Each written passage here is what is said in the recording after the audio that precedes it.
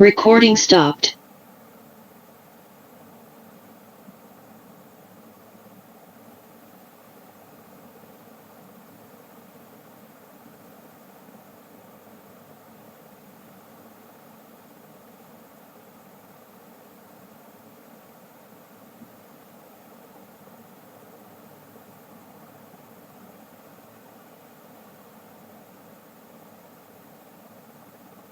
Recording in progress.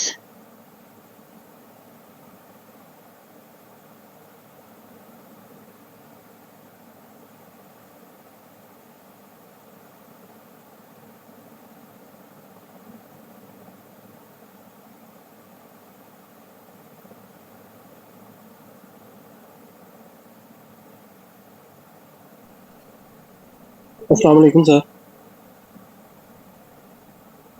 जी वालेकुम अस्सलाम, कैसे हैं आप लोग? जी अल्लाह का शुक्र है सर, आप खैरियत से हैं? ठीक है। जी अल्हम्दुलिल्लाह ठीक ठाक।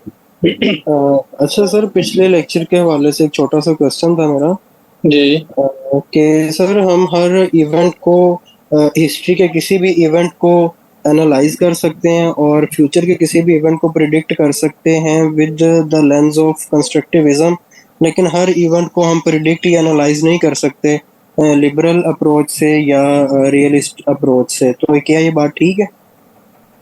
मेरे ख्याल में तो इसका उल्टा है, क्योंकि कंस्ट्रक्टिविज्म ये कहता है कि जो सोसाइटीज़ हैं वो अपना अपनी रियलिटी कंस्ट्रक्ट करती हैं, तो आप प्रिडिक्ट नहीं कर सकते। कि कंस्ट्रक्टिविज्म कहते ही यही है कि आपको नहीं पता कि कल को क्या दुनिया होगी। हो सकता है कल को सोसाइटी जो है, जो इंटरनेशनल कम्युनिटी है, वो किस तरह का एक नया सिस्टम अडॉप्ट कर लेगी। तो जो रियलिज्म है और लिबरलिज्म के थ्रू आप प्रिडिक्ट कर सकते हो, किसी हद तक आप कह सकते हो। सर सर, प्रिडिक्ट की जगह अगर हम अप्लाई का वर्ड लगाएं, अप्लाई कर सकते हैं कंस्ट्रक्टिविज्म को हर जगह पे? ये आपके रियलिस्ट या लिबरलिज्म को नहीं कर सकते, जैसे आपने सोवियत यूनियन की एग्जांपल दी थी हम्म, लास्ट लेक्चर। कुछ ऐसे इश्यूज होंगे जिसपे कंस्ट्रक्टिविज्म अप्लाई नहीं होगा, कुछ होंगे जिसपे रियलिज्म अप्लाई नहीं होगा। लेकिन आप इश्यूज क्योंकि कम्प्लेक्स होते हैं ना, फॉर एग्जांपल अगर आप पावर की बात कर रहे हैं तो आप रियलिज्म को किसी भी इशू पे इग्नोर नहीं करेंगे। फॉर एग्जांपल और कुछ भी नहीं होगा तो स्टेट तो आपका एक की एक्टर है ना। एक अजम्पशन तो रियलिज्म की ये है कि स्टेट जो है की एक्टर होता है। तो कहीं ना कहीं आपका एनालिसिस फिट हो जाएगा। बहुत कम ऐसे इंस्टेंसेस होंगे जहाँ पे आपका रियलिज्म या लिबरलिज्म का एनालिसिस नहीं फिट होगा। तो अप्लाई की मिसाल के तौर पे मैंने आपको कोल्ड वॉर का कहा था कि इसको प्रिडिक्ट नहीं कर सके थे लिबरलिज्म और रियलिज्म, लेकिन इसको कंस्ट्रक्टिविज्म भी प्रिडिक्ट नहीं कर सका था। कंस्ट्रक्टिविज्म ने इसको प्रिडिक्ट नहीं किया था, कंस्ट्रक्टिविज्म ने इसको बाद में एनालाइज किया था कि देखें आपके तो जो है वो थ्योरीज ने नहीं इसको प्रिडिक्ट किया। अगर आपकी थ्योरीज इतनी स्ट्रॉन्ग थी तो इनको प्रिडिक्ट किया करना चाहिए था। तो इस हिसाब से आपकी बात ठीक है। लेकिन फ्यूचर के हवाले से अगर आप बात करें तो लिबरलिज्म आपको हमेशा ये कहेगा कि स्टेट्स जो हैं वो आपस में ट्रेड करेंगी और वो कोशिश करेंगी कि इंस्टीट्यूशंस बनाए जाएं। और अगर आप डेमोक्रेसी लेके आएँ तो फिर आप प्रिडिक्ट कर सकते हैं तो पीस आएगा उसकी वजह से। ट्रेड को आप बढ़ाएं तो उसकी वजह से इंटरकनेक्टेडनेस आएगी और पीस आएगा। तो इस तरीके से आप किसी हद तक इनको प्रिडिक्ट कर सकते हैं। और सर, पीस अप्रोच में वो वर्ड यूज करता है प्रोग्रेसिव आइडियाज का। कंस्ट्रक्टिविज्म में कोई भी एक्टिविस्ट प्रोग्रेसिव आइडियाज को प्रमोट करता है। तो sir, hmm what does it mean by progressive ideas? Progressive ideas exactly अब इसका कॉन्टेक्स्ट मुझे नहीं पता। प्रोग्रेसिव तो वैसे हम जो पॉलिटिक्स के अंदर तो लेते हैं तो इसको लेफ्ट विंग की पॉलिटिक्स को लिया जाता है प्रोग्रेसिव, यानी सोशलिस्ट आइडियाज जो है उनको किसी हद तक प्रमोट करना। तो अब इसका कॉन्टेक्स्ट मुझे पता होगा तो फिर ही मैं बता सकता हूँ कि ये किस उसमें बात कर सर, रहा है। वो लास्ट स्लाइड जो आपने पढ़ाई थी, आखिरी स्लाइड लास्ट लेक्चर में, जिसमें वो कंपेयर किया हुआ था, टेबल जी बना हुआ, हाँ जी। इसको ये activist who promote hmm progressive ideas and encourage states to adhere to norms for appropriate behavior. Sir, हाँ ये फिर प्रोग्रेसिव प्रोग्रेसिव, आइडिया। प्रोग्रेसिव यहाँ पे फिर एक पीसफुल या आप जाहिर एक डेवलपमेंट के तौर पे इसको लेंगे। तो जो कंस्ट्रक्टिविज्म है वो देखिए, आपने एक थ्योरी ये कह रही है ना कि आपकी रियलिटी जो है वो सोशली कंस्ट्रक्टेड है। तो आप जब उन एक्टर्स को, जाहिर है आप एक तरह से सपोर्ट करेंगे जो इस रियलिटी को चेंज करने की कोशिश करते हैं, जो जिनके अंदर जो एजेंसी रखते हैं, मतलब जो बिलीव करते हैं कि विल पावर या इंडिविजुअल जो एफर्ट है वो मैटर करती है। तो फिर ऊपर से आइडियाज़, अगेन आइडियाज़ का वर्ड यहाँ पे एक रेलेवेंट और इम्पोर्टेंट है, क्योंकि कंस्ट्रक्टिविज्म जो है वो बात ही आइडियाज़ की करता है। तो फिर ये एक्टिविस्ट ज़रूरी नहीं है कि वो इंडिविजुअल्स हों, वो इंडिविजुअल्स भी हो सकते हैं, वो ग्रुप्स भी हो सकते हैं, और कुछ इसके अलावा जो इंस्टीट्यूशंस भी हो सकते हैं। तो ये कंस्ट्रक्टिविज्म इनको ज़्यादा इम्पोर्टेंस देता है in terms of promotion of peace. Sir ये लफ्ज प्रोग्रेसिव का नहीं समझ में आ रहा, प्रोग्रेसिव का क्या मतलब है? प्रोग्रेसिव का यहाँ पे अब मुझे पढ़ना पड़ेगा इसका, कि इसका, क्योंकि मैंने इसका नहीं देखा, ये कीगले की बुक में नहीं था ये कंस्ट्रक्टिविज्म का इसके प्रोग्रेसिव के साथ कोई लिंक, और ये प्रोग्रेसिविज्म को बेसिकली कोई इसके साथ है भी नहीं, जो प्रोग्रेसिव पॉलिटिक्स होती है लेफ्ट विंग की। तो ये फिर मैं चेक करूंगा कि ये क्यों इसने यहाँ पे यूज किया है, इसका कोई रेफरेंस इसके टेक्स्ट के अंदर है या नहीं है, मुझे नहीं मिला बाहर। ये जो टेबल है ये भी कीगले की बुक से मैंने उठाया है। जी सर, क्योंकि यहाँ पे सिर्फ आइडियाज का वर्ड भी यूज कर सकता था, who promote ideas and encourage. Progressive का अब ये मेरे ख्याल में तो एक जनरल आप ले सकते हैं इसको, कि ये जो आप पीसफुल आइडियाज या आप जो है डेवलपमेंट की तरफ लेके जा रहे हैं, कि आप पॉजिटिव चेंज की तरफ जो है वो लेके जा रहे हैं इसको। अदरवाइज मुझे प्रोग्रेसिव की इसके अंदर कोई और नजर नहीं आई कंस्ट्रक्टिविज्म की, जितना मैंने पॉलिटिकल मीन हो सकता है इसका, पॉलिटिकल आइडियाज इसका मतलब हो सकता है। जरूरी नहीं है ना, क्योंकि कंस्ट्रक्टिविज्म सिर्फ पॉलिटिकल आइडियाज को तो नहीं ना सपोर्ट करता, वो तो सोशलिस्ट आइडियाज को भी, सोशल जो एक्टिविज्म है उसको भी वो इनकरेज करता है या उसको भी वो सपोर्ट करता है। तो सिर्फ पॉलिटिकल तो इसको नहीं कह सकते हम। तो प्रोग्रेसिव आइडियाज यहाँ पे आप एक जनरल सेंस में ले सकते हैं इसको, कि जो प्रोग्रेसिव आइडियाज क्या होते हैं। फॉर एग्जांपल अगर आप एक सोसाइटी को प्रोग्रेस की तरफ लेके जाना चाहिए, एक तो प्रोग्रेसिव वो मैंने आपको बताया कि लेफ्ट विंग की पॉलिटिक्स है, लेकिन यहाँ पे वो अप्लाई नहीं होता किसी हिसाब से भी। तो ये फिर आप इनको पॉजिटिव आइडियाज की तरफ ही कह सकते हैं। जी बेहतर सर।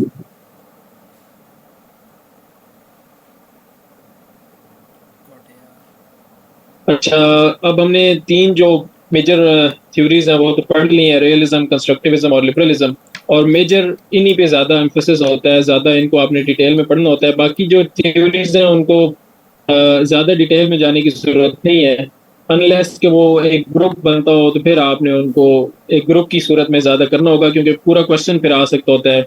अगर एक 5-6 थ्योरीज मिलके किसी एक खास कैटेगरी में फॉल करती हो, तो फिर आपने उनको देखना है। वो फिर आगे जैसे इंटरनेशनल पॉलिटिकल इकोनॉमी की थ्योरीज हैं डिफरेंट, तो मर्केंटाइलिज्म वगैरह और वो चीज़ें, तो उनको फिर आप थोड़ा सा ज़्यादा देखेंगे और उनको एक एज अ ग्रुप आप उसको प्रिपेयर करेंगे। बाकी ये जो आज का ज़्यादातर हमारा लेक्चर है उसके हम बहुत ज़्यादा डिटेल में नहीं जाएंगे, क्योंकि ये चीज़ें वो हैं जो ज़्यादातर आपने याद करनी है। पोस्ट मॉडर्निज्म थोड़ा सा आपको समझा दूंगा, बाकी चीज़ें इसमें याद करने वाली ज़्यादा हैं और समझने वाली इतनी ज़्यादा नहीं है। बहरहाल अगर आपको कोई चीज़ नहीं समझ आएगी तो फिर उस पर हम टाइम लगा लेंगे। तो स्टार्ट करते हैं बिहेवियरल अप्रोच से। और बिहेवियरल अप्रोच एक कह लें कि एक नई अप्रोच है, एक ट्रेडिशनलिज्म है और एक बिहेवियरलिज्म है। इसकी एक डिबेट भी है इंटरनेशनल रिलेशंस के अंदर 1960s के अंदर। तो बिहेवियरल अप्रोच ये कहती है कि आपने जो अपनी थ्योरी रखनी है, जो भी आपने एनालिसिस रखना है, वो ऑब्जर्वेबल एक्शंस होने चाहिए और बिहेवियर्स होने चाहिए जो इंडिविजुअल्स के हों, ग्रुप्स के हों या स्टेट्स के हों। यानी यहाँ पे एक सिस्टम को वो कम अहमियत देगा, और जो आपकी एक एक्टर्स हैं, जो एक इंडिविजुअल एक्टर्स हैं, एक्टर्स से मुराद स्टेट्स भी हो सकती हैं, इंडिविजुअल ग्रुप्स भी हो सकते हैं और इंडिविजुअल्स एज पीपल भी हो सकते हैं। तो ये उनको एक अलग तरीके से स्टडी करके और फिर उसको उसको एनालिसिस और थ्योरी की फॉर्म में लेके आने की बात करता है। और साथ में ये इसके अंदर एम्पिरिकल एनालिसिस या एम्पिरिकल रिसर्च जो है वो ज़्यादा इसके अंदर इम्पोर्टेंट है। ट्रेडिशनलिज्म के अंदर आगे हम डिबेट में पढ़ेंगे, ट्रेडिशनलिज्म जो है वो एक एनालिसिस को एम्पिरिकल फॉर्म में नहीं देखता। एम्पिरिकल से मुराद ये है कि आपने इसको तजर्बा करना है, मुशाहिदा, यानी एक साइंटिफिक मेथड के ज़रिए से आपने इसको स्टडी करना है, एनालाइज करना है कि एक एक्टर्स किस तरह से बिहेव करते हैं, और फिर उस बिहेवियर की बेस के ऊपर आपने थ्योरीज को शेप करना है, अपने एनालिसिस को शेप करना है।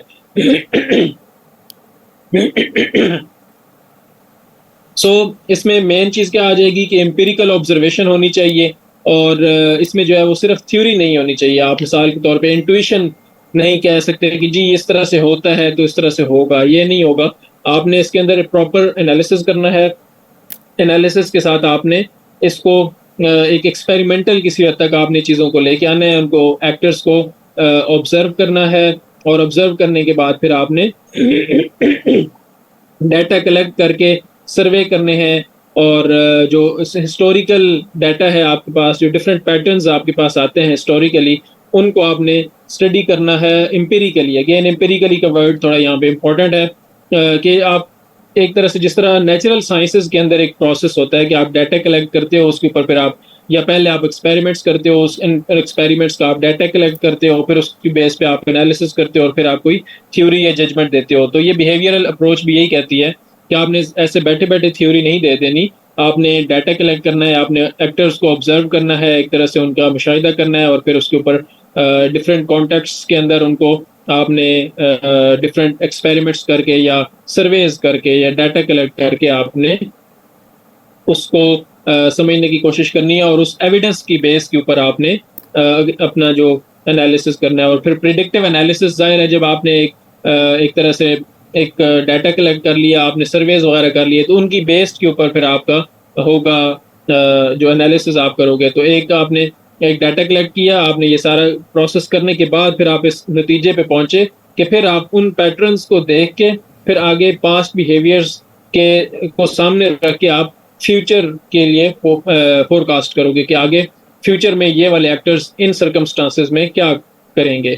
सो आपने पास्ट को देख के एनालिसिस को, डाटा को थ्योरी बनाई, और फिर उसकी बेस्ड के ऊपर आपने फ्यूचर को एनालाइज करने की कोशिश करनी है। फिर इसके अंदर इंडिविजुअल और ग्रुप जो है वो इम्पोर्टेंट होते हैं। जैसे मैंने कहा कि रियलिज्म आपको मैंने समझाया, उसमें एक सिस्टम बहुत ज़्यादा इम्पोर्टेंट होता है, लेकिन जो एक्टर्स हैं, जो की जो उसके अंदर कहेंगे जो इंडिविजुअल्स हैं या ग्रुप्स हैं, वो इतना ज़्यादा मैटर नहीं करते। तो सिस्टम बेस्ड एनालिसिस होता है जो रियलिज्म हो गया, लिबरलिज्म। लेकिन बिहेवियरलिज्म कहता है कि नहीं, आपको इस तरह से नहीं चलना, आपने हर लिहाज से एक जो एक्टर है किसी भी सिस्टम के अंदर, आपने उसको हर लिहाज से स्टडी करना है, और उसके अंदर डिफरेंट जो आपके साइकोलॉजिकल फैक्टर्स हैं वो भी आने चाहिए, और जो इंडिविजुअल लीडर्स हैं उनका इन्फ्लुएंस भी आना चाहिए। यानी कि आपने बहुत सारे क्राइटेरिया रखने हैं, और उनकी बेस के ऊपर आपने एक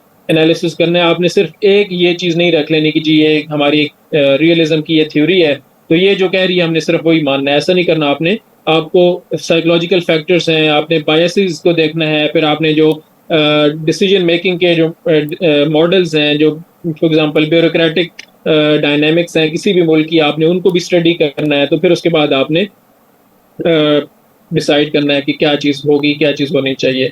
फिर क्वांटिटेटिव मेथड्स, क्वांटिटेटिव का मतलब यह है कि आपने एक डाटा कलेक्शन के जरिए से सारी चीज़ को देखना है। आपने क्वांटिटेटिव मेथड्स नेचुरल साइंसेस के अंदर इस्तेमाल होते हैं कि आपने डाटा को क्वांटिटी के जरिए से क्वांटिफाई करके उसको इकट्ठा करने के बाद स्टैटिस्टिकल मॉडल्स और कोरिलेशंस को अप्लाई करके, और फिर आपने उन वेरिएबल्स को देखना है। फॉर एग्जांपल वेरिएबल्स क्या हो सकते हैं एक सिस्टम के अंदर, इंटरनेशनल रिलेशंस के अंदर अगर आप बात करें तो आप पावर को देख सकते हैं ज्योग्राफी के साथ। उसका एनालिसिस आप बिहेवियरल अप्रोच में किस तरह से करेंगे, डाटा आप कलेक्ट किस तरह से करेंगे। आप देखेंगे कि मुख्तलिफ मुल्कों की ज्योग्राफिकल साइज़ कितना है। फॉर एग्जांपल आप साइज़ को एक वेरिएबल साइज़ ले लेंगे कि ज्योग्राफिकल साइज़ कितना मैटर करता है, और फिर उसको आप स्टैटिस्टिकली उसको आप करेंगे उसके ग्राफ बनाएंगे दूसरे साइड पे आप पावर के कोरिलेशन के साथ। तो आपने देखा कि पावर बढ़ती है, यानी हम अगर अब मेरे पास उसका ज़ाहिर है डाटा तो मौजूद नहीं है, लेकिन एक जनरल सेंस मेरे जहन में यही है कि आपकी जो पावर है वो बढ़ती है जैसे जैसे आपका ज्योग्राफिकल साइज बढ़ता है। तो फिर मैं इसको स्टडी करूंगा डाटा लेने के बाद, और मैं इसके टेस्ट रन करूंगा। मैं डिफरेंट स्टेट्स को उनका डाटा कंपाइल करूंगा, उनके साइजेस को वर्सेस पावर के डिफरेंट फिर आगे सब वेरिएबल्स होंगे, उनको मैं जब प्लॉट करूंगा तो फिर मेरे पास एक आएगा एनालिसिस आएगा कि पावर का ज्योग्राफिकल साइज के साथ कितना कोरिलेशन बनता है, कितना उसके साथ लिंक बनता है। तो ये इस तरीके से आपने बिहेवियरल अप्रोच को, और ये अप्रोच जो है वो डिफरेंट जो थ्योरीज हैं फिर उन्होंने अडॉप्ट भी की है, उसको हम थोड़ा सा ब्रीफली देखेंगे जो डिबेट थी आईआर के अंदर, उसमें एक ट्रेडिशनल और बिहेवियरल अप्रोच की डिबेट भी थी।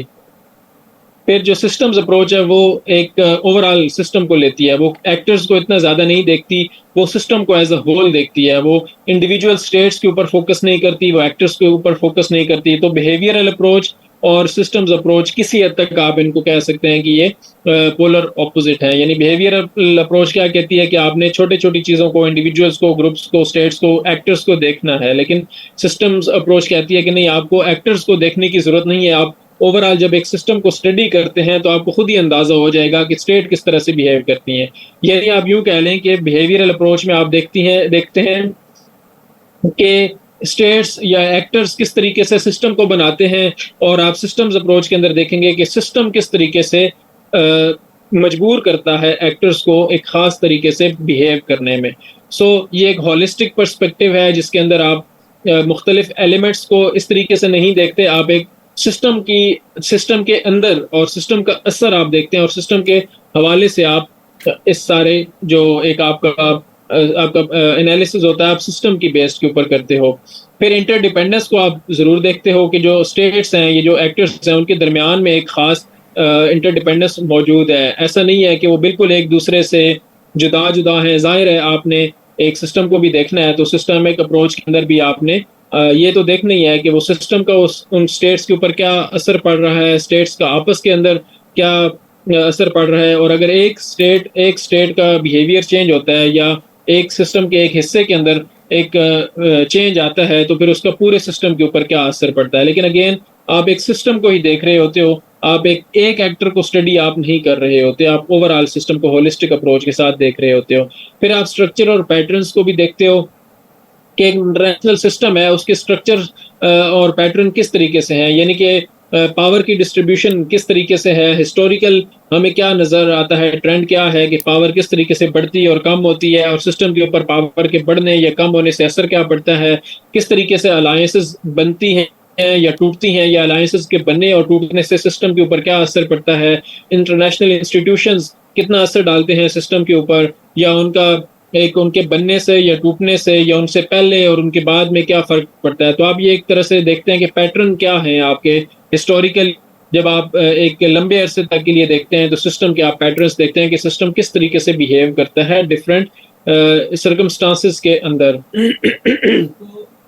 फिर इसके अंदर आप कोशिश करते हैं उन पैटर्न्स को देखने के जो बार बार इसमें हो रहे होते हैं। फॉर एग्जांपल अगर आपके पास एक पावर शिफ्ट की वजह से वॉर की एक आपके पास सिचुएशन सामने आ रही है तो फिर आप एक प्रिडिक्ट करने की कोशिश करते हैं कि जब भी पावर शिफ्ट होगा तो फिर वॉर की कैफियत आएगी। सो इस तरीके से आप एक जो आपके पास रिकरिंग पैटर्न्स होते हैं, जो बार बार रिपीटिंग पैटर्न्स आपके अंदर सिस्टम के अंदर आ रहे होते हैं, उनको फिर आप थोड़ा सा डिटेल में स्टडी करते हो ताकि आप प्रिडिक्ट कर सको या अपने एनालिसिस को स्ट्रॉन्ग कर सको। फिर सिस्टमिक फैक्टर्स को आप देखते हो, इसके अंदर आप इंडिविजुअल फैक्टर्स को नहीं देखते, आप एक सिस्टम को एज अ होल देखते हो, such as balance of power. Balance of power क्या है? वो एक सिस्टम की कैरेक्टरिस्टिक है। वो एक स्टेट की तो जाहिर है, एक उसके नाम से ही जाहिर है कि वो एक स्टेट तो किसी के साथ बैलेंस नहीं कर सकती। तो आपको balance of power with in a system आप देखते हो। सिक्योरिटी डायलेमा है तो वो भी दो स्टेट का होगा या दो से ज्यादा स्टेट्स का होगा।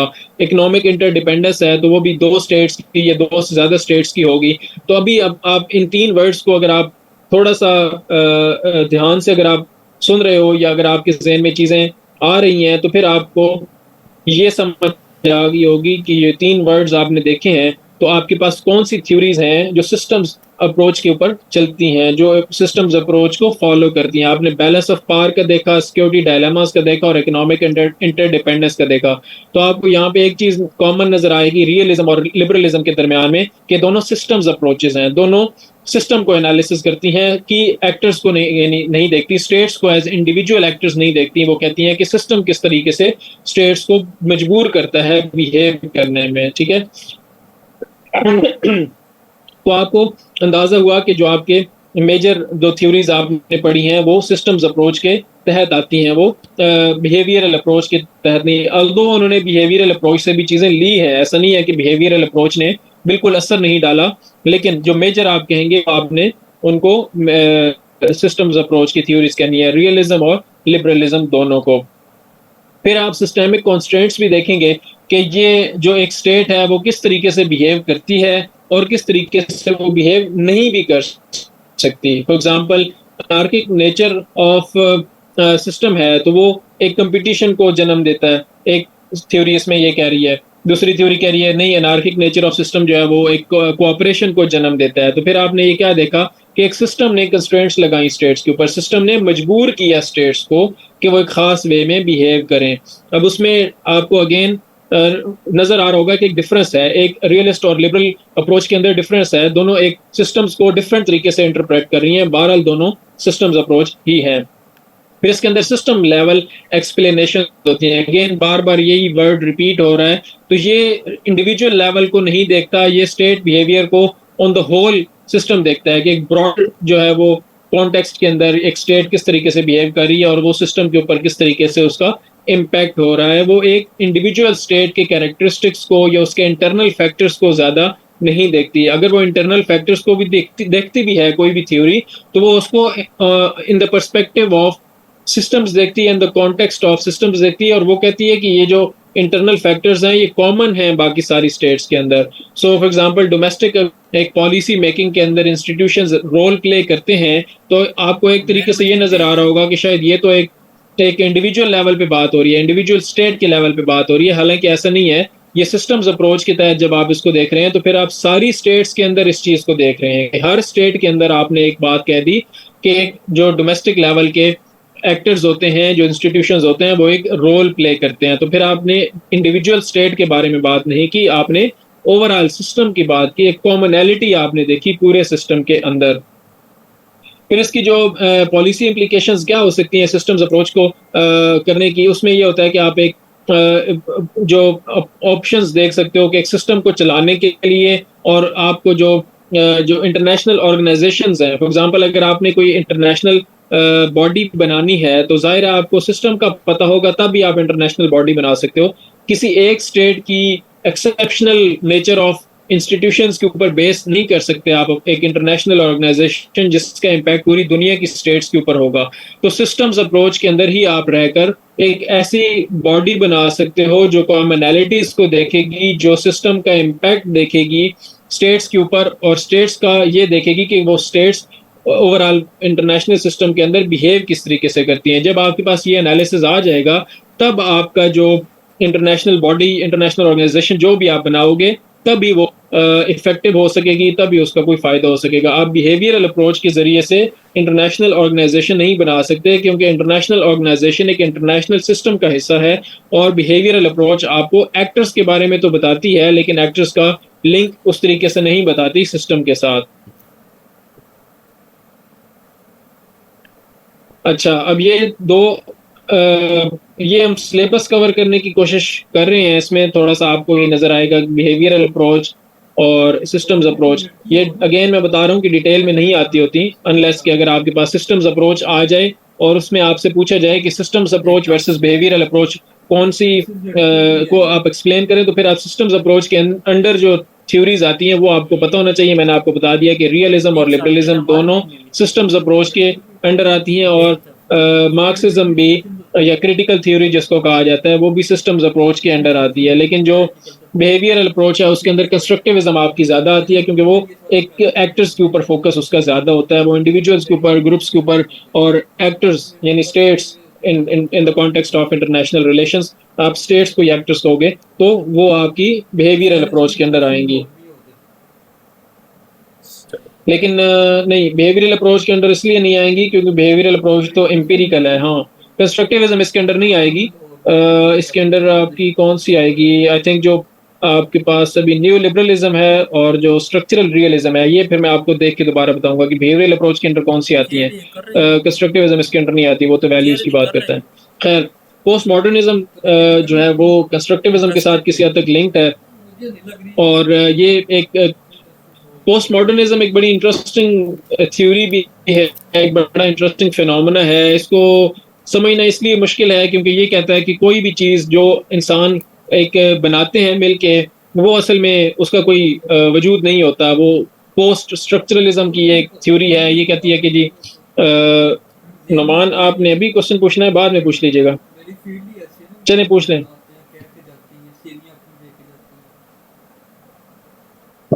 Sir sorry to interrupt sir, theory और अप्रोच में की डिफरेंस तो बता दें सर। थ्योरी और अप्रोच में की डिफरेंस क्या है, मैंने एग्जैक्टली इसको नहीं स्टडी किया हुआ। थ्योरी आपकी जो है वो एक एडवांस्ड स्टेज है, क्योंकि आपके पास जो साइंटिफिक मेथड है उसके अंदर एक ऑब्जर्वेशन आती है, उसके बाद फिर हाइपोथेसिस आता है और उसके बाद थ्योरी आती है। तो थ्योरी आप जो है वो एक उस वक्त उसको कहते हो जब वो डिफरेंट कॉन्टेक्स्ट्स के अंदर वो आपको सही रिजल्ट्स दे रही हो, तो फिर आप उसको थ्योरी कहते हैं। और अप्रोच एक ब्रॉडर वर्ड है, उसको आप एक ये कह लो कि डिफरेंट अप्रोचेस होती हैं, डिफरेंट आप तरीके से उसको किसी चीज़ को एक्सप्लेन कर सकते हो। लेकिन थ्योरी वो होगी जो ख़ास सर्कमस्टांसिस के अंदर टेस्टेड होगी और वो बार बार आपको सेम रिजल्ट्स देगी, तो फिर आप उसको थ्योरी कहोगे। तो ये थोड़ा ज़्यादा फॉर्मल एक थ्योरी आ जाती है, जिसके अंदर आपको एक अपना जो पॉइंट है वो प्रूव करना पड़ेगा, तब जाके आपकी वो जो बात है वो एज ए थ्योरी मानी जाएगी। तो अप्रोच जो है वो एक ब्रॉडर कॉन्टेक्स्ट के अंदर एक जनरल वर्ड है। डेफिनेशन इसकी फिर आप देख लीजिएगा, अगर ना समझ आए तो फिर मेरे से पूछ लीजिएगा, मैं भी डेफिनेशन देख लूंगा। लेकिन मेरी अंडरस्टैंडिंग यही है थ्योरी के बारे में, एटलीस्ट। अप्रोच का मुझे एग्जैक्टली नहीं पता। अच्छा, जो पोस्ट मॉडर्निज्म है वो ये कहता है कि आपकी जो एक तो पॉजिटिविज्म की, जो मॉडर्निज्म की एक खास थ्योरी थी, या एक आप कह लें कि मॉडर्निज्म का एक खास सोच है। मॉडर्निज्म ये कहता है, और फिर उसके बाद फिर आपको पता चलेगा कि पोस्ट मॉडर्निज्म क्या है। सो मॉडर्निज्म ये कहता है कि हर चीज को करने का एक खास मेथड होता है, और आप उस मेथड को फाइंड आउट कर सकते हो through analysis, through experimentation, through positivism. So आप उसको टेस्ट कर सकते हो, आप उसको लॉजिक से, रीजन के साथ आप उसको उसका जो मेथड है उसको आप आइडेंटिफाई कर सकते हो, उसको फाइंड आउट कर सकते हो। फॉर एग्जांपल, अगर आपने इकोनॉमी को फॉर एग्जांपल आपने अपनी इकोनॉमी को स्ट्रॉन्ग करना है, तो मॉडर्निज्म ये कहेगा कि आप उसके अंदर कैपिटलिस्ट इकोनॉमी लेके आए, आप उसके अंदर फ्री ट्रेड लेके आए, आप उसके अंदर टैक्सेस को कम करें, आप उसके अंदर मार्केट इकोनॉमी को फरोग दें, ठीक है। तो ये एक मॉडर्निज्म का एक आइडिया है, अगर आपने मुल्क की इकोनॉमी को ठीक करना है। एक आइडिया ये, इसके और भी आइडियाज हो सकते हैं इकोनॉमी को ठीक करने के। लेकिन पोस्ट मॉडर्निज्म ये कहेगा कि नहीं, ऐसा नहीं है, ये सारा कुछ जो आप ये बातें कर रहे हैं ये आपके ये पावरफुल लोगों की बनाई हुई बातें हैं, ये कैपिटलिस्ट जो बड़े बड़े वो हैं सरमायाकार हैं, ये उनका ये निज़ाम है, ये वो इस तरीके से चाहते हैं। तो ये सारा कुछ जो है ना ये पावर का है। असल में कोई ऐसा तरीका है ही नहीं कि आप इकोनॉमी को ठीक करने के लिए कोई खास एक तरीका अपना सको जिसको आप कहो कि बस यही एक तरीका है। सो पोस्ट मॉडर्निज्म हर उस बात को रिजेक्ट कर देता है जो एक खास आपको तरीका या एक मैकेनिज्म बताने की कोशिश करता है, क्योंकि पोस्ट मॉडर्निज्म कहता है कि ये जो भी बात आप कर रहे हैं इसके अंदर आपकी एक तो अपनी बायस शामिल है, दूसरा आप क्योंकि पावरफुल हैं तो इसलिए आप जो है ना दूसरों के ऊपर अपनी बात थोपने की कोशिश कर रहे हैं। तो पोस्ट मॉडर्निज्म हर उस चीज को रिजेक्ट कर देता है, हर स्ट्रक्चर को रिजेक्ट कर देता है, हर एक जो आपकी एक नैरेटिव है, नैरेटिव्स को वो रिजेक्ट कर देता है। नैरेटिव्स किस तरह से हो सकते हैं? नैरेटिव डेमोक्रेसी का एक नैरेटिव, अमेरिका कहता है जी डेमोक्रेसी लेके आए आप, तो पोस्ट मॉडर्निज्म कहेगा नहीं, ये डेमोक्रेसी नहीं लेके आना चाहते, ये तो पावर क्योंकि इसके पास है तो ये पावर के जरिए अपनी जो बात है ये धौंस और धांधली से ठोंसना चाहता है सबके ऊपर। तो वो उस नैरेटिव को जो है वो डिकंस्ट्रक्ट करेगा, उसके क्रिटिकल एनालिसिस उसकी देगा, वो उसके बदले में कुछ भी आपको सोल्यूशन नहीं देगा। वो ये नहीं कहेगा कि आपको ये नहीं ये करना चाहिए, वो बस उस बात को रद्द कर देगा, उस बात के ऊपर वो क्रिटिकल जो है ना वो अपना वो दे देगा पॉइंट ऑफ व्यू, उसको डिकंस्ट्रक्ट कर देगा। तो कोई भी बात आप करोगे, फॉर एग्जांपल अगर आपने कहा कि जी स्टेट एक जो है वो एक एंटिटी है, तो पोस्ट मॉडर्निस्ट कहेगा कि नहीं जी ये स्टेट तो कोई एंटिटी नहीं है, स्टेट तो असल में एग्जिस्ट ही नहीं करती, स्टेट तो पहले होती नहीं थी, अभी भी आप देखेंगे स्टेट तो ऐसे लोगों के जहनों में है, ये तो ऐसे ही पावरफुल लोगों ने इसको बनाया हुआ है, इसका कोई वजूद नहीं है। और ये एक उसको वही उस स्टेट के कॉन्सेप्ट को वो डिकंस्ट्रक्ट करेंगे डिफरेंट तरीके से, सॉवरेनिटी के कॉन्सेप्ट को वो डिकंस्ट्रक्ट करेंगे, उसके अगेंस्ट कोई और कॉन्सेप्ट देंगे नहीं, सिर्फ उस कॉन्स्ट्रक्ट जो भी आपका एक स्ट्रक्चर बना हुआ है सोसाइटी के अंदर हो, चाहे वो एक डोमेस्टिक लेवल पे होगा तो पोस्ट मॉडर्निज्म सोशियोलॉजी के अंदर आएगा, अगर इंटरनेशनल लेवल पे होगा तो पोस्ट मॉडर्निज्म उसका इंटरनेशनल रिलेशंस के अंदर आएगा। सो यूनाइटेड नेशंस की अगर आप बात करें तो पोस्ट मॉडर्निज्म उसको भी रिजेक्ट करेगा, उसको डिकंस्ट्रक्ट करेगा और ये देखने की कोशिश करेगा कि यूनाइटेड नेशंस को किस तरीके से पावर की डायनामिक्स के जरिए से बनाया गया है, किस तरीके से ये स्ट्रक्चर इवॉल्व किया गया है पावरफुल लोगों की तरफ से या स्टेट्स की तरफ से, एक्टर्स की तरफ से, ताकि वो अपना एक इन्फ्लुएंस कायम कर सकें। इसी तरह आप कोई भी एक नैरेटिव, कोई भी एक स्ट्रक्चर जब आप पोस्ट मॉडर्निज्म के सामने रखेंगे तो वो उसको डीकंस्ट्रक्ट करेगा, वो उसको एक उसका क्रिटिकल इस तरीके से उसको करेगा, उसको पहली बात है रिजेक्ट करेगा कि ये it's not something real, it's ये एक कंस्ट्रक्ट है। पोस्ट मॉडर्निज्म और कंस्ट्रक्टिविज्म इसीलिए आपस में रिलेटेड है। कंस्ट्रक्टिविज्म की अगली फॉर्म फिर पोस्ट मॉडर्निज्म आप कह सकते हैं कि कंस्ट्रक्टिविज्म कहता है कि रियलिटी सोशली कंस्ट्रक्टेड है, लोग मिलजुल के चीजें बनाते हैं।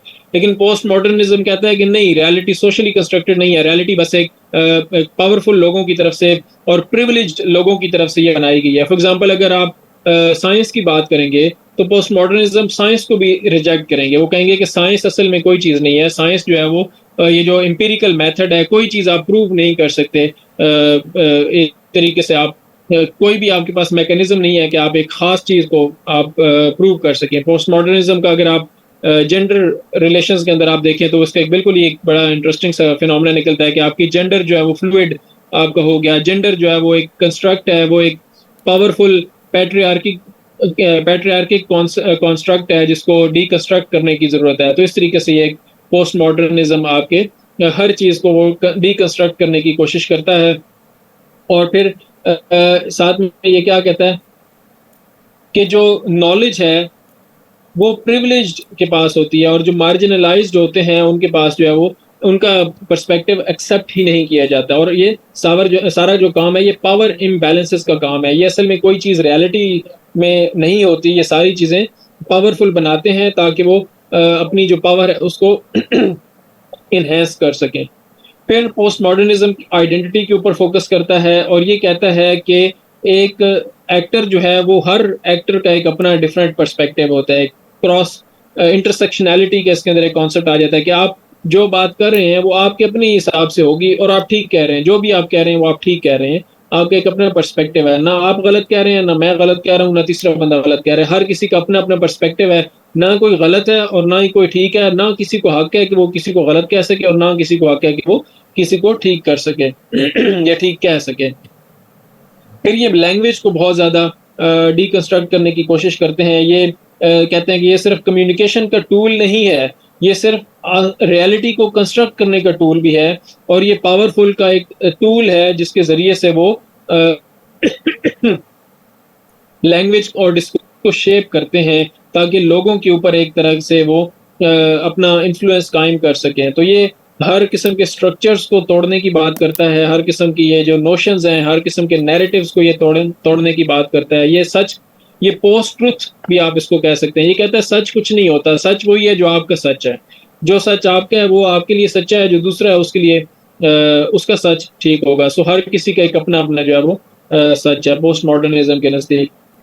इंटरनेशनल रिलेशंस के अंदर इसका एज सच को मुझे बहुत ज़्यादा रोल या इसका कोई वो नज़र नहीं आया।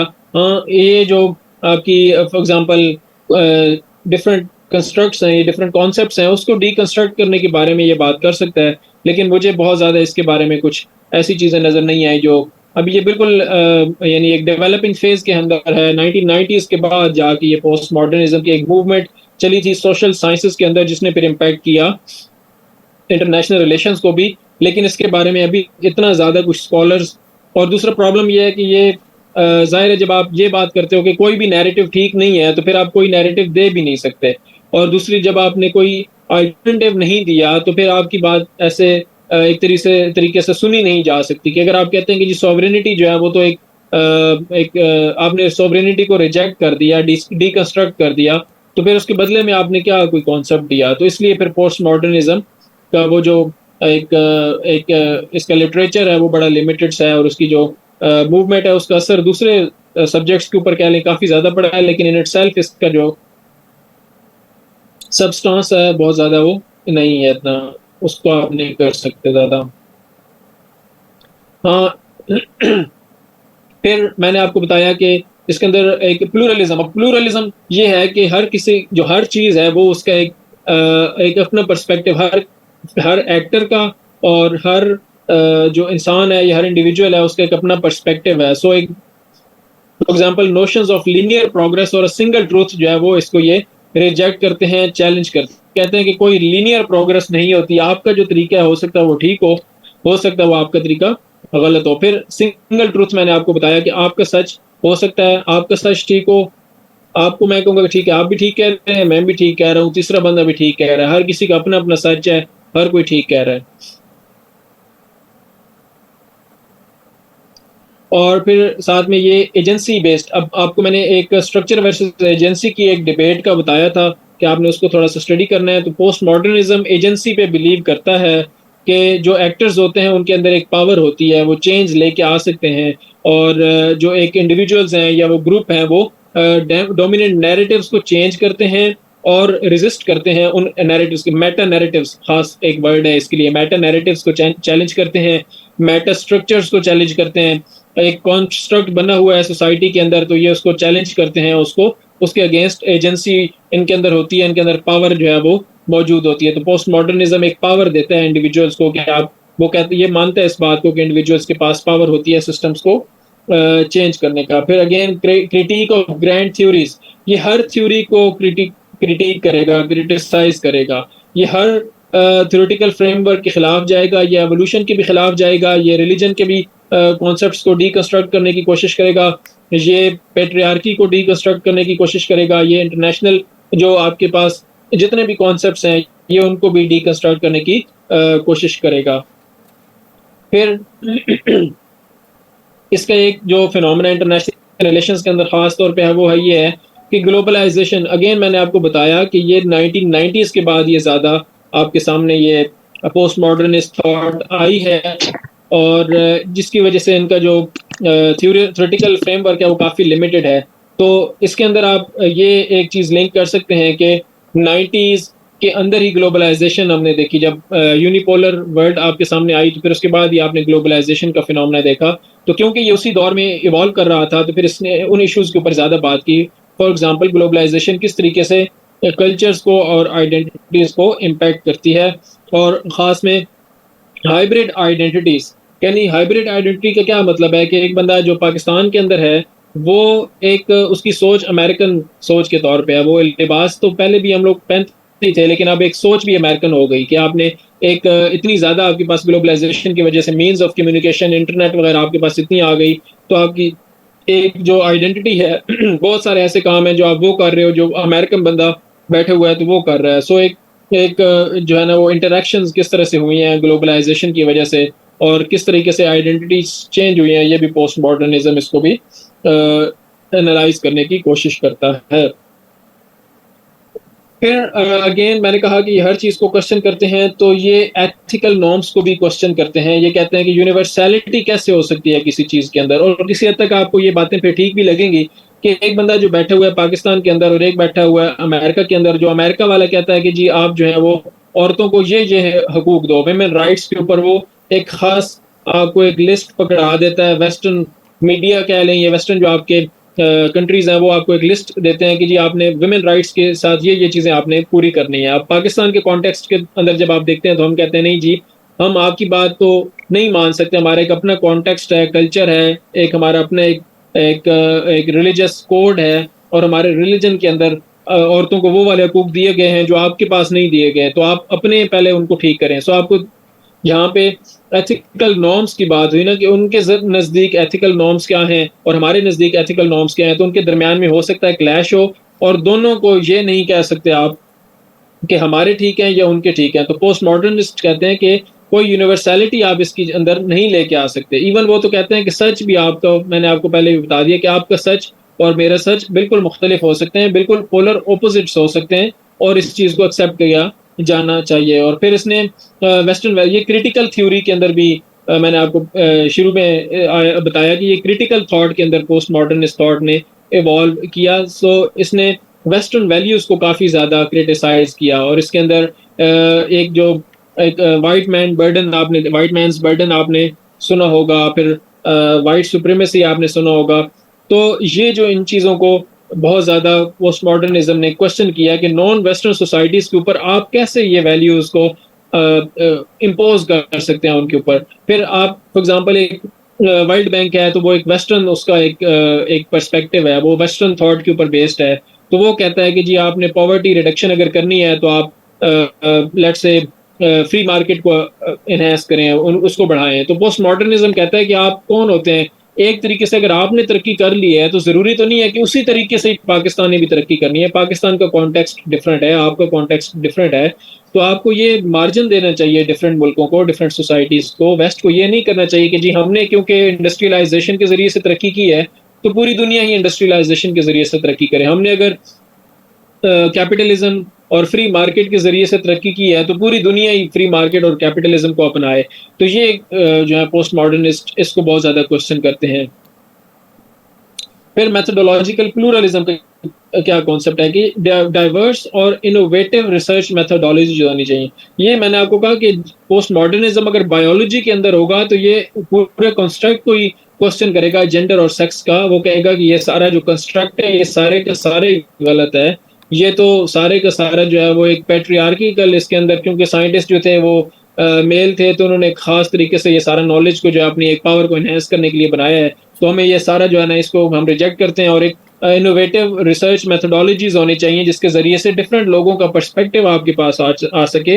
आपको कोई ज़रूरत नहीं है कि यूनिवर्सल ट्रुथ को बनाने की, या अपने जो आपको लगता है कि मेरी बात ठीक है तो आप सारी की सारी जो है वो आप लोगों को थोप दें। या जो आपकी एक ट्रेडिशनल पॉजिटिविस्ट अप्रोच है, मैंने आपको बताया जैसे साइंटिफिक मेथड है कि आपका पहले एक ऑब्जर्वेशन होती है, फिर उसके बाद एक्सपेरिमेंट होता है, फिर हाइपोथेसिस बनता है, फिर थ्योरी बनती है। तो ये पॉजिटिव अप्रोच है कि आप इसके ज़रिए से लॉजिकल और रीज़न के ज़रिए लॉजिक और रीज़न के ज़रिए एक चीज़ को वेरीफाई करने की बात करते हैं। तो पॉजिटिविज्म को ये रिजेक्ट करता है। पोस्ट मॉडर्निज्म ये कहता है कि नहीं, आपको ये कोई तरीका आपके पास ऐसा ईजाद ही नहीं हुआ कि आप एक चीज़ को गलत ये सही साबित कर सकें। तो आपको डिफरेंट इनोवेटिव रिसर्च मेथोडोलॉजीज आपको इसके अंदर लेके आनी चाहिए, बजाय इसके कि आप कहो कि नहीं जो ये पॉजिटिविस्ट थॉट या पॉजिटिविस्ट मैकेनिज्म है यही सही है। नहीं, ये नहीं होगा। आपने डिफरेंट कम्प्लेक्स इश्यूज को डिफरेंट तरीके से अगर सॉल्व करना है तो फिर आपको डिफरेंट किस्म की अप्रोचेस लेके आनी पड़ेंगी।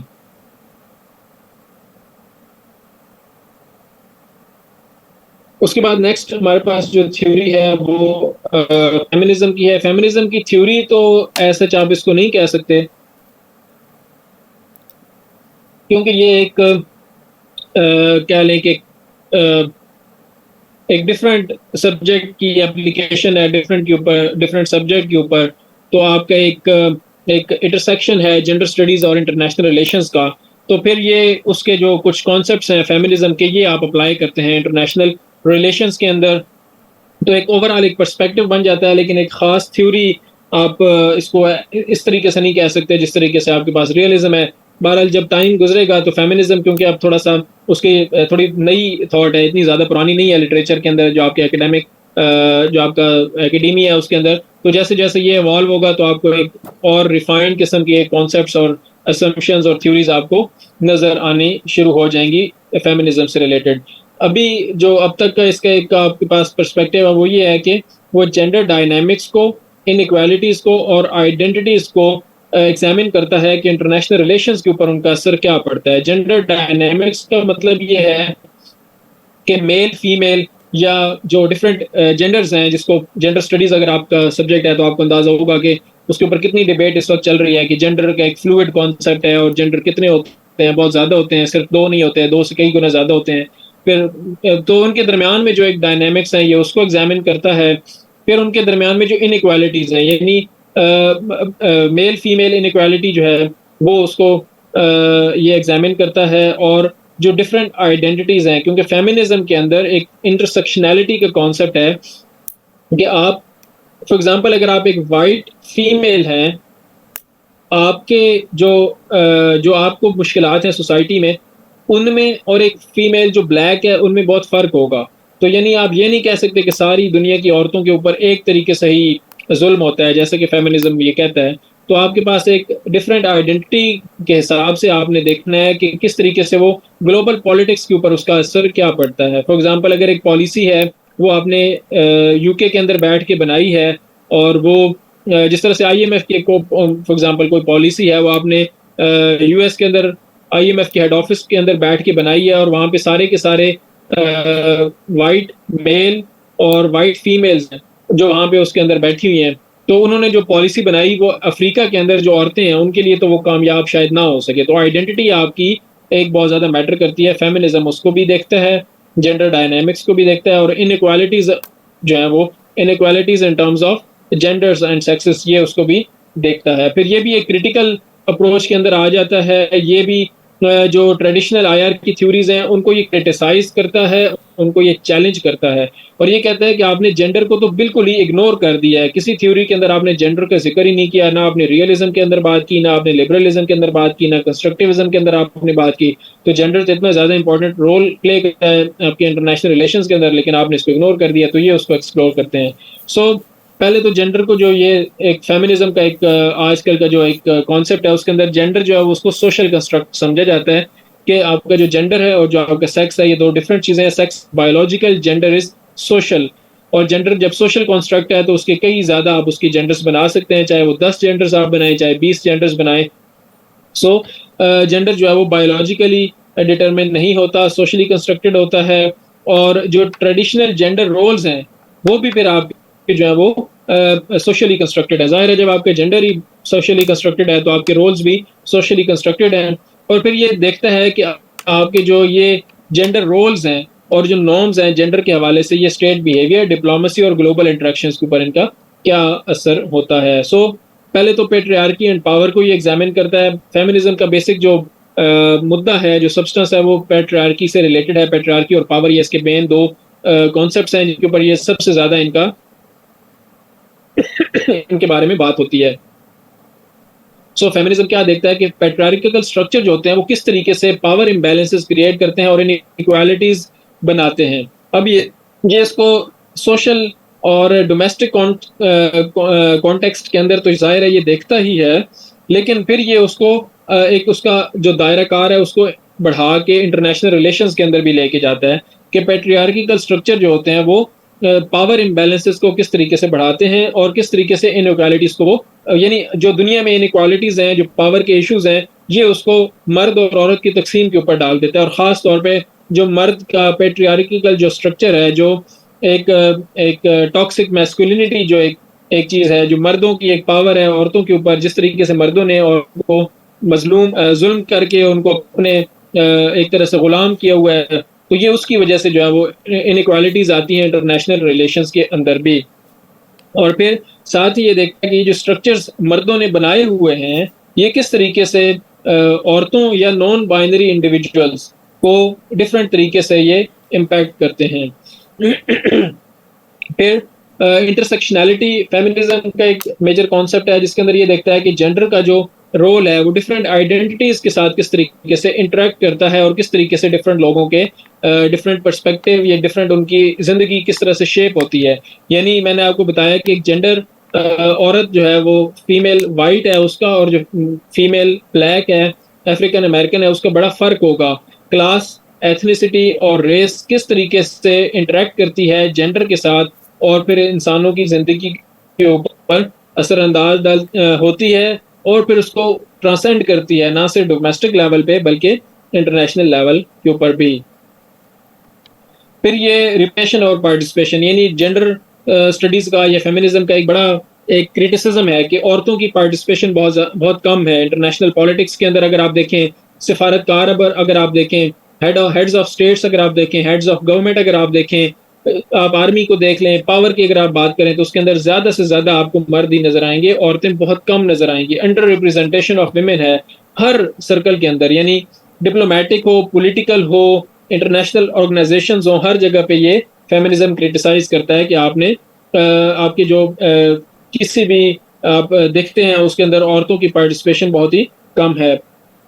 फिर वार और कॉन्फ्लिक्ट को ये देखता है डिफरेंट तरीकों से कि खास तौर पे वार का या कॉन्फ्लिक्ट का औरतों के ऊपर क्या असर होता है, और ये कहता है कि औरतों के ऊपर मर्दों से ज़्यादा असर होता है। औरतों को बहुत ज़्यादा चैलेंजेस फेस करने पड़ते हैं, वायलेंस बहुत ज़्यादा होता है, डिस्प्लेसमेंट बहुत ज़्यादा होती है, और जैसे ही किसी इलाके में वॉर होती है, जैसे ही किसी इलाके के अंदर हालात ख़राब होते हैं, तो जो जेंडर इनइक्वालिटी है वो बढ़ जाती है। और ये बात बिल्कुल ठीक भी है। अगर आप ये देखें कि अगर फॉर एग्जांपल किसी इलाके के अंदर हालात ख़राब हैं तो सबसे पहले एजुकेशन किसकी डिसकंटिन्यू होगी, वो औरतों की एजुकेशन को डिसकंटिन्यू कर दिया जाएगा। मर्दों को फिर भी, लड़कों को फिर भी कोशिश की जाएगी कि वो पढ़ाई शढ़ाई करें।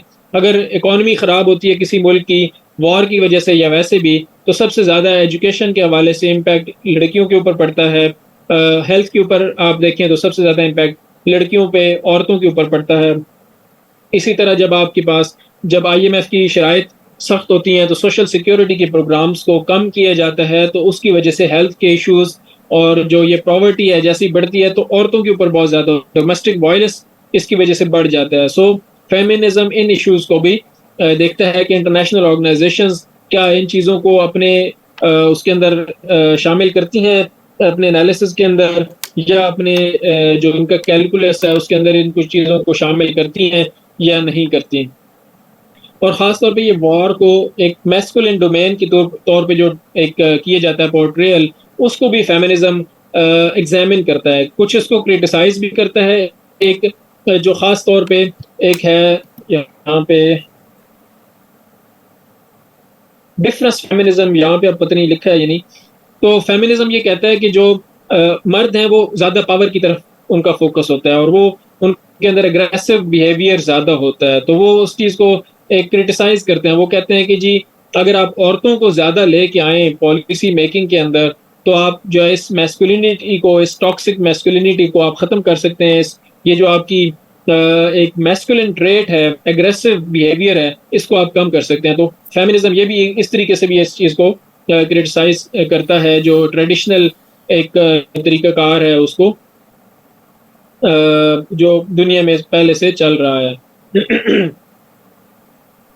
जेंडर बेस्ड वायलेंस के मैंने आपको बताया कि जो अगर फॉर एग्जांपल वॉर होती है तो उसकी वजह से डोमेस्टिक वायलेंस बढ़ जाता है, या फिर ह्यूमन ट्रैफिकिंग एक ट्रांसनेशनल इशू है तो फेमिनिज्म उसको भी देखेगा, ह्यूमन राइट्स को देखेगा इंटरनेशनल लेवल पे। फिर सेक्सुअल एक्सप्लॉयटेशन जो होती है वो भी एक सिक्योरिटी कंसर्न है, यानी ये ह्यूमन राइट्स भी आपको आगे थोड़ा सा जब सिक्योरिटी के बारे में हम पढ़ेंगे तो 21st सेंचुरी के अंदर सिक्योरिटी का कॉन्सेप्ट काफ़ी इवॉल्व हो चुका है।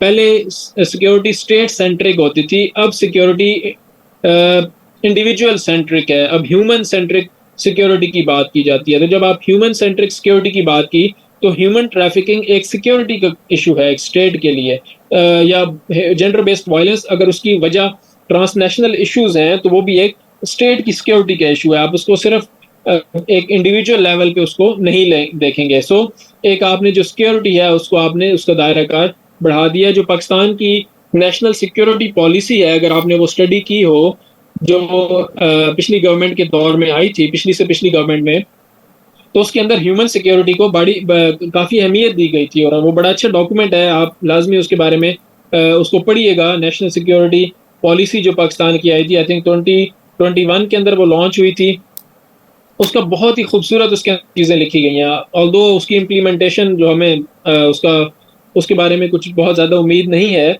लेकिन उसके अंदर जो चीज़ें हैं ख़ास तौर पे ह्यूमन राइट्स के हवाले से या इंडिविजुअल सेंट्रिक सिक्योरिटी या जो एक फ्रेमवर्क है उसके अंदर जो दिए गए वो बहुत अच्छा दिया गया है। सो बहरहाल फेमिनिज्म जो है वो उसको जेंडर के हवाले से ज़्यादा देखता है।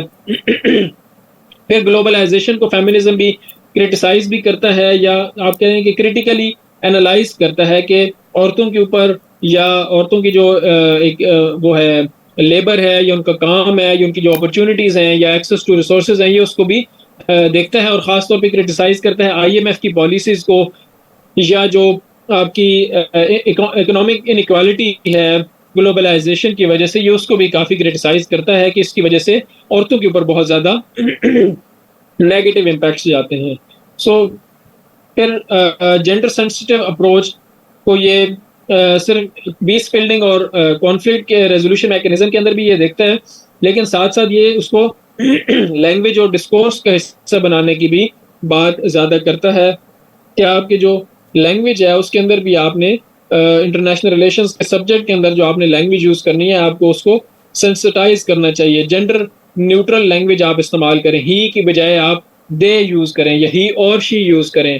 अब तो जो फेमिनिज्म का इस वक्त का कॉन्सेप्ट है वो दे को प्रोमोट करने की बात हो रही है, because there are many genders, उसमें ही और शी और दे काफ़ी ज़्यादा, उसमें तो खैर अब प्रोनाउंस की भी बात हो रही है, तो वो फिर फेमिनिज्म की एक बहुत ज़्यादा ब्रॉडर कॉन्टेक्स्ट में बात चली जाती है।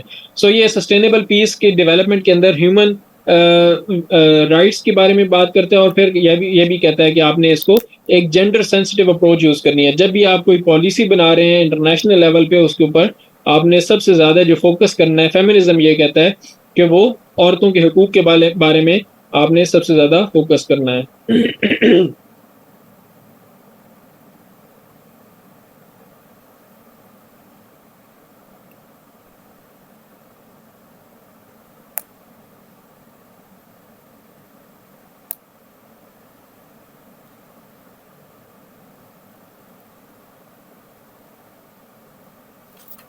अच्छा। उसके बाद हम देखते हैं डिबेट्स इन आईआर। मैंने आपको बताया था कि 4, शायद आपको ये तो नहीं बताया था कि 4 मेजर डिबेट्स हैं इंटरनेशनल रिलेशंस के सब्जेक्ट के अंदर बेसिकली। तो जैसे ही international relations subject as a subject जब ये इवॉल्व हुआ है, तो फिर हमें एक ख़ास किस्म की डिबेट्स नज़र आती हैं। एक डिफरेंट स्कूल ऑफ थॉट की डिबेट होगी डिफरेंट दूसरे तबके फ़िक्र के साथ कि वो किस तरीके से मसाइल को हल करने की बात किस तरीके से करते हैं, वो स्टेट की बिहेवियर को किस तरीके से उसको एनालाइज करने की या उसको प्रेडिक्ट करने की बात करते हैं। सो पहली जो डिबेट थी इंटरनेशनल रिलेशंस के अंदर, ये इंटर वॉर पीरियड के अंदर थी। ये एक आइडियलिज्म वर्सेस रियलिज्म की डिबेट थी। आपने ट्रीटी ऑफ वर्साई के बारे में पढ़ा होगा। 1919 के अंदर जब ये साइन हुई थी, तो उसके बाद लीग ऑफ नेशंस का एक इदारा कायम किया गया था, जो वुड्रो विल्सन अमेरिकन प्रेसिडेंट थे, उनका ब्रेन चाइल्ड था। और उसका मकसद, वो एक आइडियलिस्ट थे वुड्रो विल्सन। उनका ज़हन ये था कि अगर आप इंटरनेशनल कोऑपरेशन को, इंटरनेशनल इंस्टीट्यूशंस को, डिप्लोमेसी को, इंटरनेशनल जो डिस्प्यूट रेजोल्यूशन मैकेनिज्म्स हैं, उनको अगर आप इम्प्लीमेंट करें, जिस तरह से हम पीछे पढ़ भी चुके हैं आइडियलिज्म की तारीख के अंदर, तो वो ये समझते थे कि इसकी वजह से आपके जो मसाइल हैं वो हल होंगे, स्टेट्स जो हैं वो आपस में लड़ाई नहीं करेंगी और पीस आप अचीव कर सकते हैं। डेमोक्रेसी के बारे में उनका ख्याल था कि अगर डेमोक्रेसी आएगी तो फिर उसकी वजह से वॉर्स कम होंगी। इसी तरह फ्री ट्रेड के ऊपर फोकस था कि अगर आप फ्री ट्रेड ले आएँ तो स्टेट्स आपस में कोऑपरेट करेंगी और वो लड़ाई नहीं करेंगी। आपने इंटरनेशनल कोऑपरेशन को सपोर्ट करना है, आपने रूल ऑफ लॉ को सपोर्ट करना है, आपने एक इंटरनेशनल कोर्ट ऑफ जस्टिस बनानी है जिसके ज़रिए से आप डिस्प्यूट्स को हल कर सकें, आपने पावर को यूज़ नहीं करना।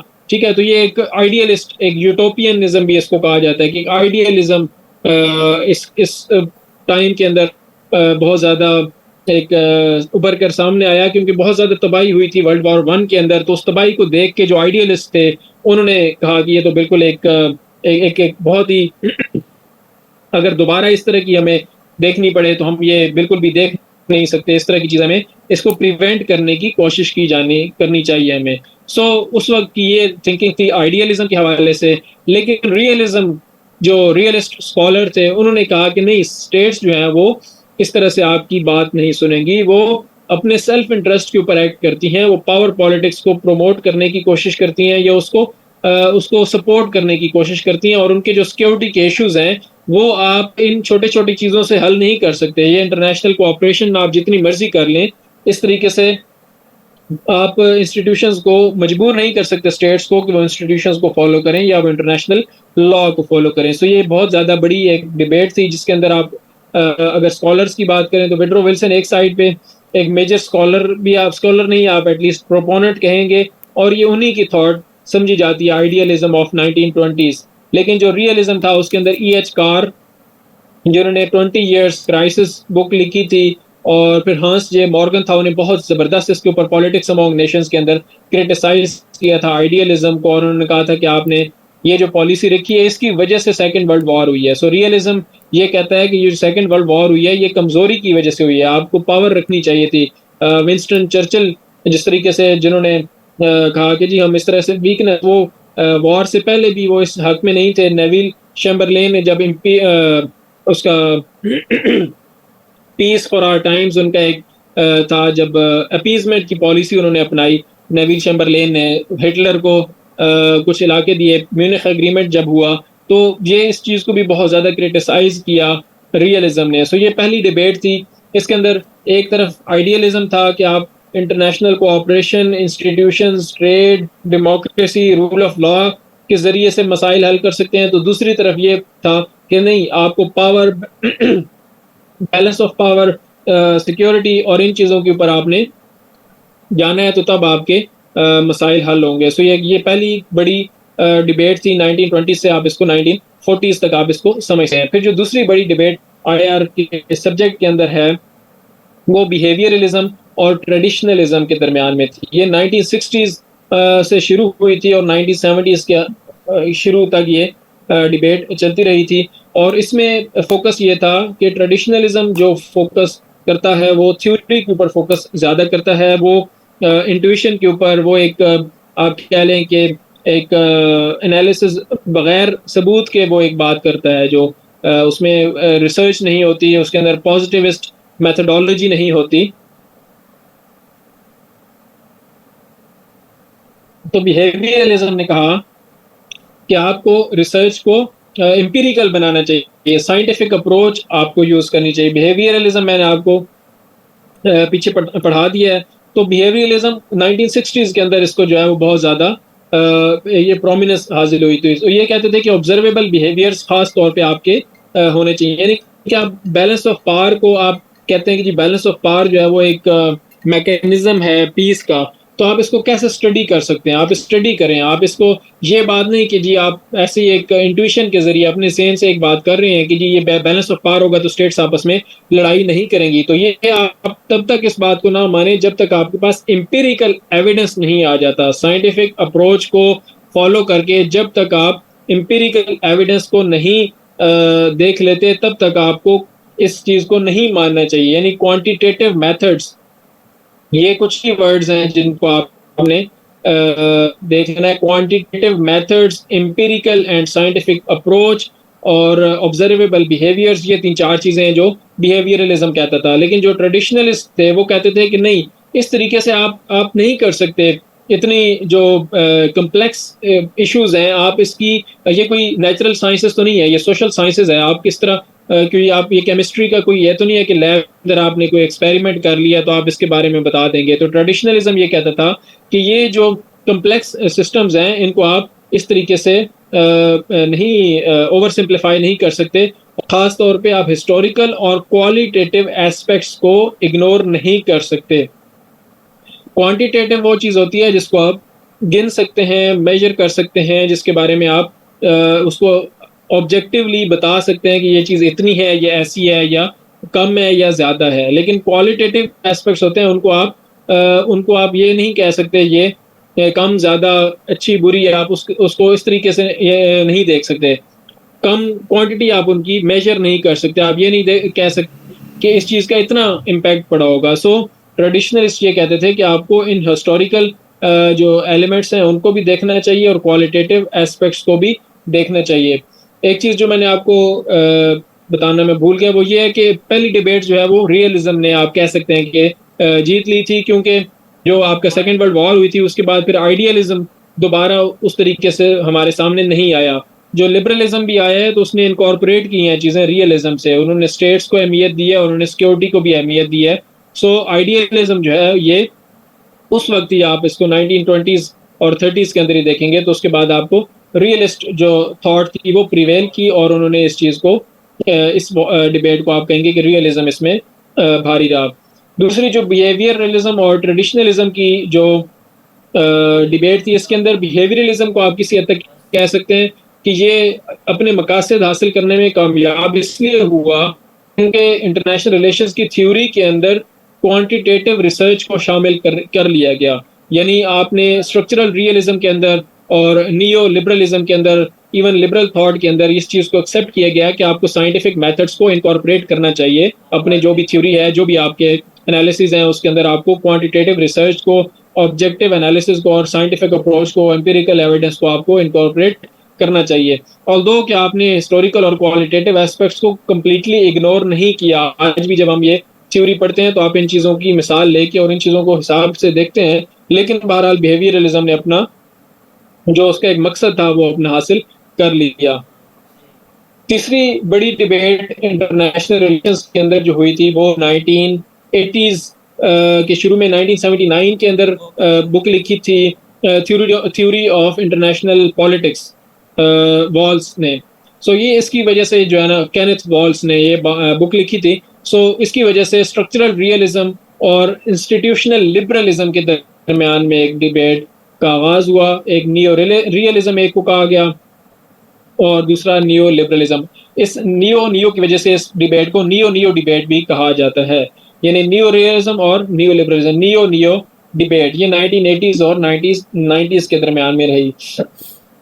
और इसके अंदर जो उस टाइम के इश्यूज थे उनको एक्सप्लेन करने की कोशिश की गई, और अनार्किक नेचर जो है ये एम्फसाइज किया गया रियलिस्ट्स की तरफ से। लेकिन जो थे न्यू लिबरल, वो कहते थे कि आपकी जो इंटरनेशनल इंस्टीट्यूशंस हैं वो ज़्यादा मैटर करते हैं। सो ये आप इसको कह सकते हैं कि ये एक ट्रेडिशनल किस्म की डिबेट बिल्कुल इसी तरह से है कि दो आपस में कॉन्सेप्ट जो आपने पढ़े हुए हैं वो आपस में आ रहे हैं कि एक तरफ क्या है, anarchic nature of international system है जिसके अंदर पावर डिस्ट्रीब्यूशन बहुत ज़्यादा अहमियत रखती है। ये कौन कह रहा है? ये नियो रियलिस्ट्स कह रहे हैं। दूसरी तरफ जो स्कॉलर्स हैं नियो लिबरल्स, वो कहते हैं नहीं जी ऐसा नहीं है, इंटरनेशनल इंस्टीट्यूशंस, नॉर्म्स और कोऑपरेशन जो है वो ही मेन चीज़ है इसके अंदर। इसका जो इम्पैक्ट हुआ था वो ये हुआ था कि जो नियो लिबरल्स थे इन्होंने एटलीस्ट ये एक्सेप्ट कर लिया था कि स्टेट्स की एक्टर्स होते हैं।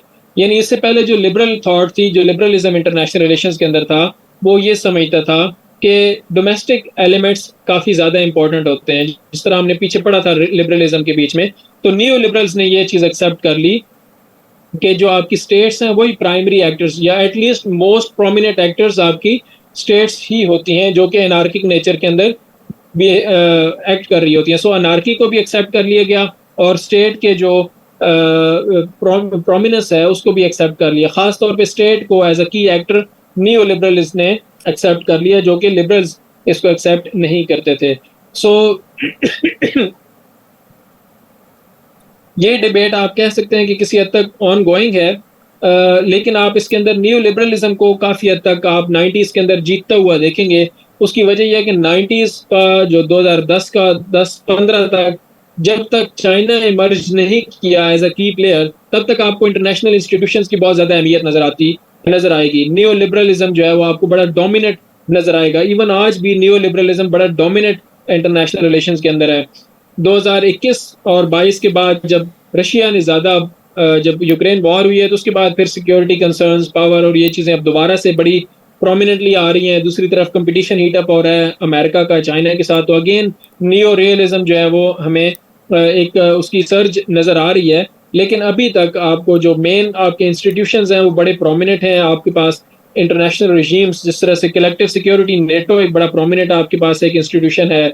उसके बाद आपके पास फैटफ जैसे इदारे हैं जो वर्ल्ड ट्रेड ऑर्गेनाइजेशन है। इसी तरह आपको नज़र आया पेंडेमिक के अंदर रियलिज्म कैसे उसको एक्सप्लेन कर सकता था। स्टेट्स तो कोऑपरेट करती नहीं है, लेकिन हमने पेंडेमिक के अंदर देखा कि स्टेट्स ने फिर भी काफ़ी हद तक कोऑपरेट किया है। सो पेंडेमिक एक ट्रांसनेशनल इशू है जिसको आप नहीं सॉल्व कर सकते रियलिस्ट पर्सपेक्टिव के ज़रिए से। या आप क्लाइमेट चेंज की अगर आप बात करें तो क्लाइमेट चेंज को रियलिज्म तो एक्सेप्ट उस तरीके से नहीं करेगा, क्योंकि क्लाइमेट चेंज तो एक ट्रांसनेशनल इशू है जिसको रियलिज्म नहीं उस तरीके से देखता। सो नियो लिबरलिज्म आपको काफ़ी डोमिनेंट नजर आएगा यहाँ पे। आप कह सकते हैं कि ये डिबेट अभी अगेन ऑन गोइंग है, ऑल्दो कि नियो लिबरलिज्म इसमें काफ़ी डोमिनेट रहा पिछले 20 साल में।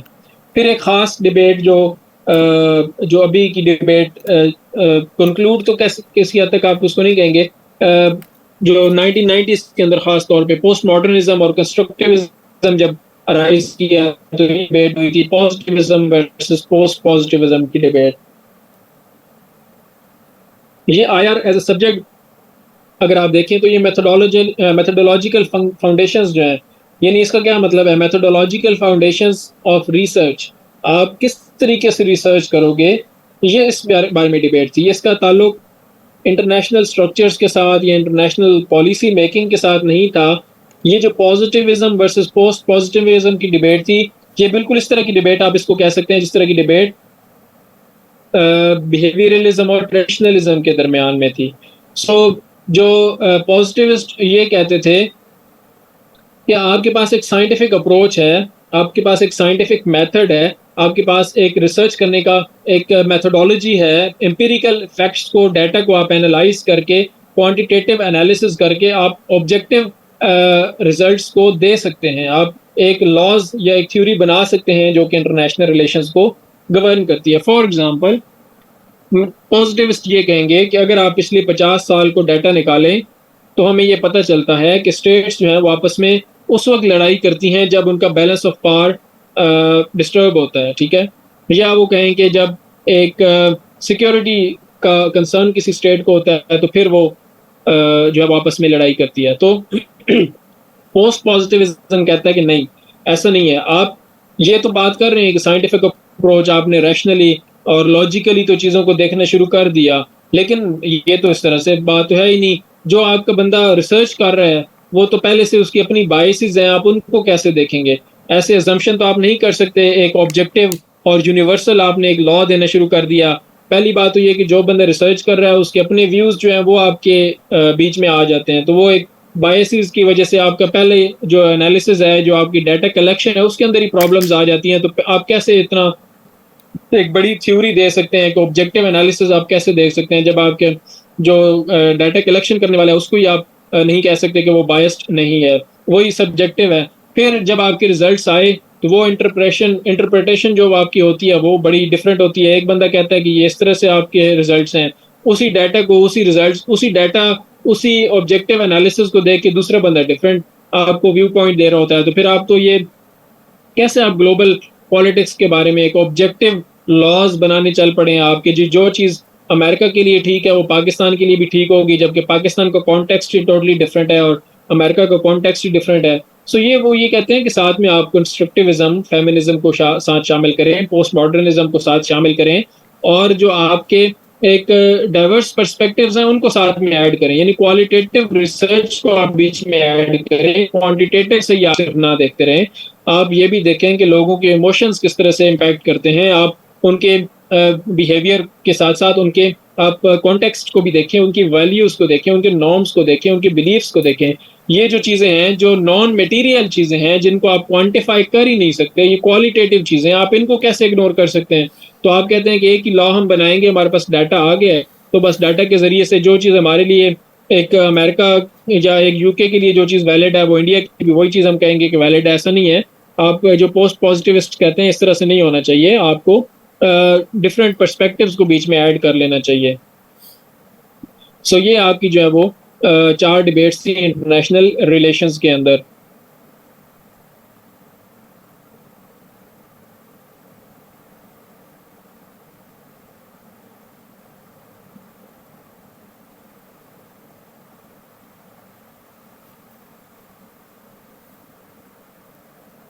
अच्छा, थोड़ा सा हम और भी आगे, क्योंकि मेरा इरादा है कि आपको थोड़ा जल्दी कंक्लूड करवाऊँ मैं, काफ़ी टाइम हो गया है। कंस्ट्रक्टिविज्म वगैरह में हमने थ्योरीज में बहुत ज़्यादा टाइम लगाया है। सो ये वो चीज़ें हैं जिसके बारे में मैंने बहुत ज़्यादा आपको डिटेल में नहीं पढ़ाना। ये चीज़ें आपने याद करनी है, और इसमें से जो चीज़ें आपको प्रॉब्लम्स नज़र आएंगी वो आपने नेशनल इंटरेस्ट, सोवरेनिटी, ये जो कॉन्सेप्ट्स हैं, वॉर से पहले पहले जो है वो आपने इनको खुद से ज़्यादा देखना है। मैं आपको एक बिल्कुल सरसरी सा इसका जो है ना वो एक जायज़ा दे देता हूँ, क्योंकि इसमें चीज़ें याद करने वाली ज़्यादा हैं और जो है वो समझने वाली कम है। इसमें कुछ चीज़ें वो होंगी जिसमें आप जी सर थैंक यू, आपने इतने अच्छे तरीके से वो किया, कंसेप्ट बिल्कुल क्लियर हो गया। सिर्फ ये क्या सर, ये कंस्ट्रक्टिविज्म पे मैंने कुछ वो है मतलब नहीं समझा ठीक तरह से। और सेकंड, इसके नोट्स मिलेंगे सर? ये वाली स्लाइड्स आपके पास है, अगर आप रजिस्टर्ड हैं तो फिर आपके पास होंगी। Thank you, I will check. जी, अच्छा, पावर और इसके जो एलिमेंट्स हैं, ये एक इंटरनेशनल रिलेशंस का एक आप कह लें कि थ्योरी का कह लें, या कुछ जो सब्जेक्ट की क्वेश्चंस होते हैं उनमें से है। इसमें से कई दफ़ा क्वेश्चन आ जाता है। इसमें फिर आपने डिफरेंट, जो मैंने ये डेफिनेशंस लिखी हैं, ये आपको डिस्क्राइब करती हैं कि पावर डिफरेंट पर्सपेक्टिव्स के नज़दीक है। यानी कि हांस मॉर्गनथाउ जो है वो क्लासिकल रियलिज्म का प्रोपोनेंट है। सो उसके नज़दीक पावर क्या है? Control of man over man. यानी आपको शायद याद हो तो मैंने आपको बताया कि जो क्लासिकल रियलिज्म है वो ह्यूमन नेचर के बारे में बात करता है। So control of man over man के बारे में हांस जे मॉर्गनथाउ बात कर रहे हैं। सो जो आपके इनकी बुक है पॉलिटिक्स अमॉन्ग नेशंस, ये आपने इसका नाम याद कर लेना है, हांस जे मॉर्गन। सो इनका जो एक क्लासिकल एक कह लें कि डेफिनेशन है पावर की, वो ये है कि आपने एक इन्फ्लुएंस कैसे कायम करना है, आपने एक दूसरे बंदे के ऊपर अपना कंट्रोल कैसे रखना है। जब आप इसको थोड़ा सा डिफरेंट नए कॉन्सेप्ट्स के साथ देखेंगे तो power is the ability to affect others to obtain outcomes one wants. अब यहाँ पे आउटकम्स की बात आ गई, कंट्रोल की बात नहीं आई। हो सकता है कि आप कंट्रोल करना चाहते हो सकता है आप कंट्रोल ना करना चाहते हो, क्योंकि अभी जो आपके पास ये सॉफ्ट पावर की डेफिनेशन नहीं है, ये पावर की डेफिनेशन है। जोसेफ नाय ने सॉफ्ट पावर का कॉन्सेप्ट दिया था, इसलिए फिर मैंने इनके साथ सॉफ्ट पावर लिख दिया है। सॉफ्ट पावर की डेफिनेशन आप देख सकते हैं वो अलग होगी। ये इन्होंने पावर की डेफिनेशन जोसेफ नाय ने दी हुई है। ये काफ़ी फेमस स्कॉलर हैं, रॉबर्ट कोहेन और जोसेफ नाय की बुक थी, यहाँ पे लिखी होगी शायद, नहीं यहाँ पे नहीं लिखी हुई। इनकी जो बुक थी पावर एंड इंटरडिपेंडेंस की, ये बहुत मशहूर है न्यू लिबरलिज्म के हवाले से। सो रॉबर्ट कोहेन क्या कहते हैं, power is the ability to influence the behaviour of others in order to get the outcomes you want. Again ये काफ़ी जोसेफ नाय की डेफिनेशन के मिलती जुलती है। फिर पोस्ट स्ट्रक्चरलिज्म क्या कहता है, power is everywhere not because it embraces everything but because it comes from everywhere. So हर तरीके से आपको एक जो है पावर, हर चीज़ के अंदर पावर नज़र आती है। माइकल फुकॉल जो है ये फ्रेंच फिलोसोफर हैं, तो इनका जो पोस्ट मॉडर्निज्म का कॉन्सेप्ट है इनके ज़रिए से मंसूब किया जाता है। एडवर्ड सईद ये कहते हैं कि power is always there, everyone has it, what matters is the degree to which the power is used. इनकी बुक ओरिएंटलिज्म बड़ी अच्छी है एडवर्ड सईद की, और इन्होंने काफ़ी क्रिटिसाइज किया है वेस्ट को। इजिप्ट के ये स्कॉलर हैं, बड़ा इनका अच्छा इनका कंट्रीब्यूशन बहुत है, ख़ास तौर पे जो ईस्टर्न पर्सपेक्टिव है उसको बयान करने में वेस्ट के अंदर। सो पावर क्या होती है, power is the ability of a state और actor to influence the behaviour of other states, entities और individuals to achieve its own interests. ये आपकी यहाँ तक आप इस डेफिनेशन को याद कर सकते हैं। और पावर क्या होती है, ये डिफरेंट फॉर्म्स के अंदर मैनिफेस्टेड होती है, ये डिफरेंट इसकी सोर्सेज हो सकती हैं और ये डिफरेंट तरीक़ों से एक स्टेट के पास आ सकती है। फॉर एग्जांपल मिलिट्री पावर आपके पास है, यहाँ पे जो चीज़ आपने करनी है जो मैंने यहाँ पे नहीं की हुई, आपने यहाँ पे एग्जांपल्स कोट करनी है। फॉर एग्जांपल अगर आप मिलिट्री पावर की बात कर रहे हैं तो आपको पता होना चाहिए कि यूएस का जो मिलिट्री का बजट है वो 800 billion dollars, I think 800 billion dollar से ज़्यादा है। सो एक मिलिट्री पावर की कैपेबिलिटी, और उससे आधा बजट, शायद उससे आधे से भी कम बजट चाइना का है। आई थिंक 300 बिलियन डॉलर्स का उनका चाइना का बजट है। सो आपको ये मिलिट्री पावर के अंदर आपने इसकी एग्जांपल देनी होगी कि मिलिट्री पावर बहुत ज़्यादा मैटर करती है। इस वक्त जो हम सुपर पावर जिसको कह रहे हैं वो यूएस है, जो मेन हेजेमोनिक पावर आप इसको कह सकते हैं, ऑल्दो कि हेजेमोनी उसकी उस तरीके से अब नहीं रही, लेकिन जो आपकी मेन पावर है दुनिया की और आपकी जो दूसरे नंबर की जिसको पावर समझा जाता है, वो दोनों उनकी आप उनके मिलिट्री के बजट्स अगर आप उठा के देखें तो आपको बड़ा क्लियरली अंदाजा हो जाता है कि कौन ताकतवर है दुनिया में और कौन कमज़ोर है। सो आपने ये मिसालें हर कॉन्सेप्ट के साथ कोट करनी है। जैसे मैंने आपको मिलिट्री पावर के साथ एग्जांपल दे दी कि ये क्या होती है, defence expenditures, weaponry, technology, strategic location इसके अंदर बड़ी मैटर करती है। आपकी क्या है, स्ट्रेटेजिक लोकेशन यूएस की बहुत ज़बरदस्त है पूरी दुनिया में, और इसमें क्या नाम है उनका, जॉन मीर शाइमर कहते हैं कि उनकी बड़ी एक मज़ेदार सी कोट है, वो कहते हैं we have on one side Canada, on the other side we have Mexico and we have fish on in the side of Pacific Ocean and fish in the side of Atlantic Ocean. तो हम इतने यानी वो उसको secure अपने आप को समझते हैं क्योंकि उनकी स्ट्रेटेजिक लोकेशन बहुत ज़बरदस्त है। सो ये आपने इसके साथ हर कॉन्सेप्ट के साथ आपने एग्जांपल कोट करनी है किसी न किसी मुल्क की। दोबारा दूसरी अगर आप देखते हैं इकोनॉमिक पावर, इकोनॉमिक पावर में आप क्या देखेंगे, अगेन आपके पास, आप अगर दोबारा यूएस की और चाइना की मिसाल नहीं देना चाहते तो फिर आप इंडिया की मिसाल दे सकते हैं, और फिर आप जर्मनी की मिसाल दे सकते हैं कि कन्वेंशनल वेपनरी के हवाले से अगर देखें तो Germany is not a superpower, but when we look at the economy, Germany is, I guess, 4th or 5th economy in the world, and it has a lot of influence in European Union, and it has a lot of influence in in Europe and around the world as well. So आपको economic power की यहाँ पे example coat की आपने, ये क्या होती हैं? Wealth, influence, economic resources, GDP वगैरह, trade volume, technology, innovation etcetera, ये सारी चीज़ें होती हैं।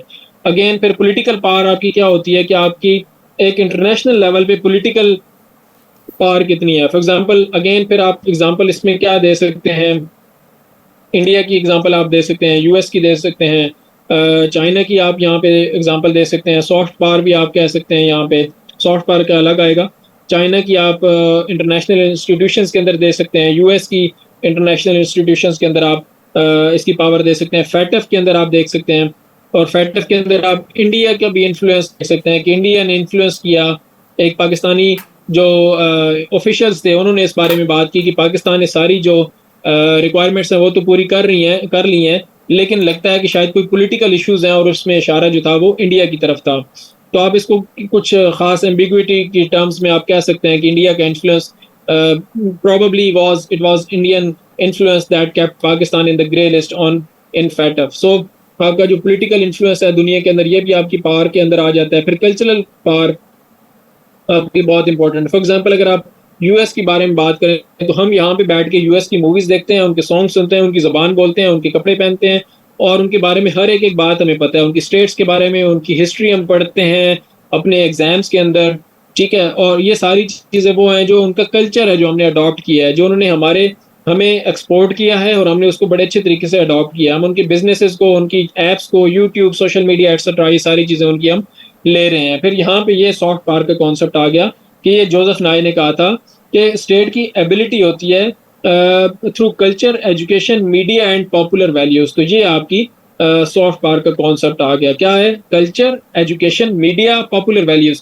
कल्चर की मैंने आपको मिसालें दे दी, मूवीज, सॉन्ग्स एटसेट्रा। एजुकेशन, आप फुल ब्राइट स्कॉलर्स आप देख लें पाकिस्तान के अंदर से जो बाहर यूएस को जाते हैं। इसी तरह आप मीडिया को देख लें, आप CNN, बीबीसी तो यूके की है बहरहाल, CNN अगर यूएस की बात करें, फॉक्स न्यूज़ का आपको पता है, हॉलीवुड का आपको पता है, आपके उनके टीवी ड्रामास का आपको पता है, पॉपुलर वैल्यूज आपने उनकी अडॉप्ट की हुई हैं। आप हॉलोवीन यहाँ पे आपके जो मुल्क में वो सेलिब्रेट होती है, इवन थैंक्स गिविंग पे लोग कर रहे होते हैं। इस तरह की चीज़ें बहुत सारी हमने उनकी अडॉप्ट की हुई हैं। So soft power, cultural power इसमें आ जाएगी। फिर इसी तरह जोग्राफिकल पावर की मैंने आपको एग्जांपल दी, यूएस की आप इसके अंदर पाकिस्तान की स्ट्रेटजिक लोकेशन को आप कर सकते हैं, टर्की की आप स्ट्रेटजिक लोकेशन को कर सकते हैं, रशिया को आप कर सकते हैं कि उनकी जो ज्योग्राफी है वो उनके लिए बहुत ज़्यादा सपोर्ट करती है। फिर आप इसके अंदर जापान को या आइलैंड नेशंस को आप कर सकते हैं कि उनकी जो लोकेशन है उनके लिए एक सिक्योरिटी का बाइस है। उसके बाद टेक्नोलॉजिकल पावर, अगेन आपके पास जर्मनी आ सकता है, इसके अंदर आपने कोट करना हो। अब यूएस तो हर जगह ही आएगा ना, पावरफुल यूएस हर तरह से ही पावरफुल है, तो उसकी एग्जांपल तो आप हर चीज़ में दे ही सकते हैं। इसमें छोटी स्टेट की अगर आपने मिसाल देनी हो तो आप साउथ कोरिया की आप मिसाल देख सकते हैं कि वो उनके पास एक टेक्नोलॉजी के हवाले से बड़ी अच्छी उनके पास पावर है, ऑल्दो कि वो इतने ज़्यादा पावरफुल एज ए मिलिट्री नहीं है, या उनकी economy, although they have a strong economy, but they are not the most powerful nation in the world. But in terms of technology, they have some of the best corporations and some of the best technology in the world. So आप उसकी बात कर सकते हैं। फिर human resources की जब आपने बात की तो ये भी आपकी एक मुल्क की पावर के अंदर कंट्रीब्यूट करते हैं। ये सारे वो फैक्टर्स हैं जो एक मुल्क की पावर को इन्हेंस करते हैं। एक क्वेश्चन शुरू में हमारा ये सेशन शुरू हुआ था तो एक स्टूडेंट ने क्वेश्चन पूछा था कि पावर किन किन चीज़ों से आती है। तो ये वो सारी चीज़ें हैं जिनकी वजह से एक स्टेट पावरफुल होती है, और अगर ये आपके पास ना हो तो एक स्टेट की पावर कम भी हो जाती है। तो ये आपने इनको सारी चीज़ों को याद करना है, कोशिश करना है कि ज़्यादा से ज़्यादा आप इनको याद करके ज़्यादा से ज़्यादा हेडिंग्स आप लिख सकें और ज़्यादा से ज़्यादा एग्जाम्पल्स कोट कर सकें। हर हेडिंग के साथ आप एक मुल्क की एग्जाम्पल देंगे तो वो फिर एग्जामिनर को पता होगा कि इसका बड़ा ब्रॉड किस्म की स्टडी है। ह्यूमन रिसोर्सेज के बाद अब इंडिया एक बहुत बड़ी, आप टॉप 10 अगर आप CEOs उठा के देखें जो इंटरनेशनल कॉरपोरेशंस हैं तो आपको बहुत ज़्यादा उसमें इंडियन नज़र आएंगे। सुंदर पिचाई जैसे लोग, एप्पल के, अल्फ़ाबेट के, आपको सारे के सारे आपको इंडियन अब इस वक्त डोमिनेट करते नज़र आएंगे। तो ये एक ह्यूमन रिसोर्स की पावर है जिसकी वजह से पूरी दुनिया की टेक्नोलॉजिकल जो फर्म्स हैं उसको इंडियंस जो हैं वो लीड कर रहे हैं इस वक्त। तो ये बड़ा एक सॉफ्ट कैपिटल है, एक कल्चरल कैपिटल जो वो एक्सपोर्ट कर रहे हैं। तो ये एक बहुत बड़ा एक उनके लिए एक पावर का एक फिनोमेना इंडिया के लिए है।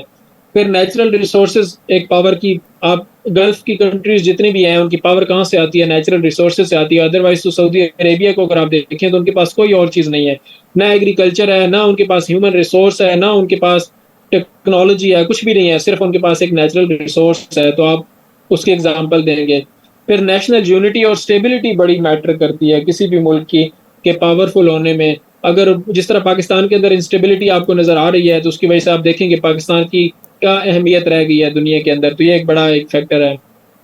फिर इंफॉर्मेशन और कम्युनिकेशन की पावर सॉफ्ट पावर के साथ ही कल्चरल पावर के साथ किसी हद तक आप इसको लिंक करेंगे। मीडिया आपका, प्रोपेगेंडा मशीन आपकी कितनी पावरफुल है, सोशल मीडिया आपका कितना पावरफुल है, ये बड़ा एक यानी मॉडर्न वर्ल्ड के अंदर आपकी पावर की एक एग्जांपल है। नेक्स्ट इंशाल्लाह हम नेक्स्ट लेक्चर में पढ़ेंगे क्योंकि काफ़ी ज़्यादा हो चुका है। तो सिक्योरिटी और फ्रंट, ये भी वही चीज़ें हैं जो हमने सिर्फ पढ़नी है, आपने खुद ही याद करना है। और फिर वॉर के अंदर थोड़ी कुछ चीज़ें हैं जो फिर समझाने वाली हैं। जी, क्वेश्चंस?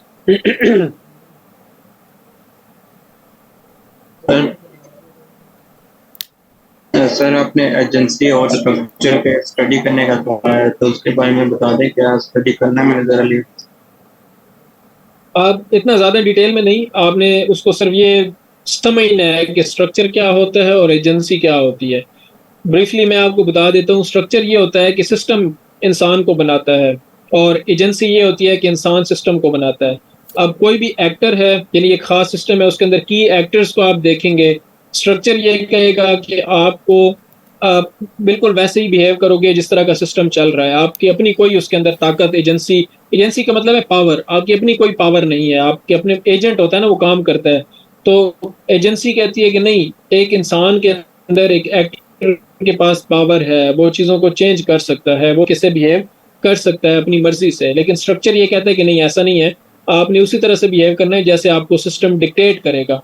तो जो स्ट्रक्चर है वो किसी हद तक इसका क्या एक वर्ड होता है, डिटर्मिनेंट शायद, कि एक प्री प्लान्ड एक चीज़ है कि आपको उसके कोई इख्तियार नहीं है। यानी एक, इसको आप यूं भी कह लें कि तकदीर का एक इख्तियार है, सारा कुछ तकदीर है, इंसान के हाथ में कुछ नहीं है। तो ये स्ट्रक्चर वर्सेस एजेंसी की डिबेट है। सर आपने एक बात कही थी कि जेंडर जो है वो 10 या 20 हो सकते हैं, ये कैसे, ये इमोशन वाइज जज करते हैं ये किसके 10 या 20?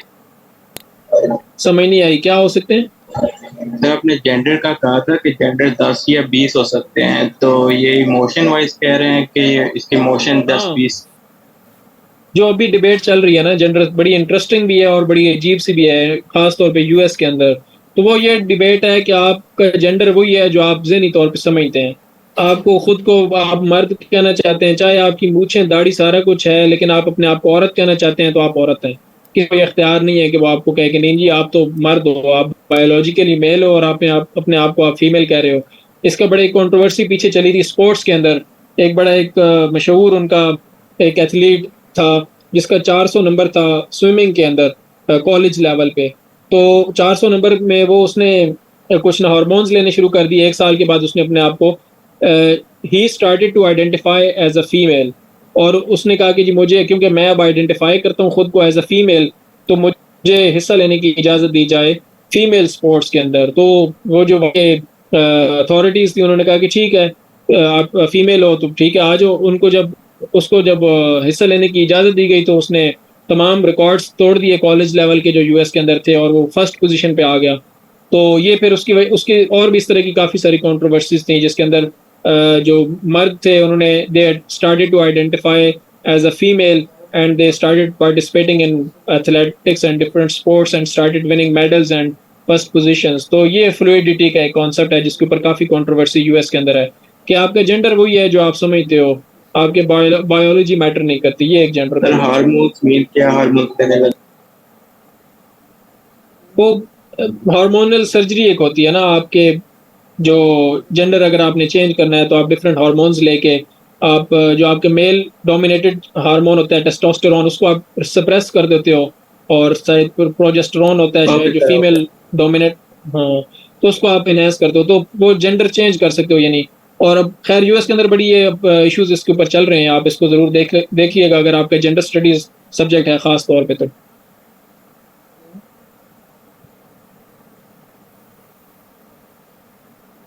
सर जी, इसमें और सर सर पोस्ट सर ये मॉडर्निज्म कंस्ट्रक्टिविज्म थ्योरी क्या है? जी एक एक करके जी आप सर ये कंस्ट्रक्टिविज्म थ्योरी।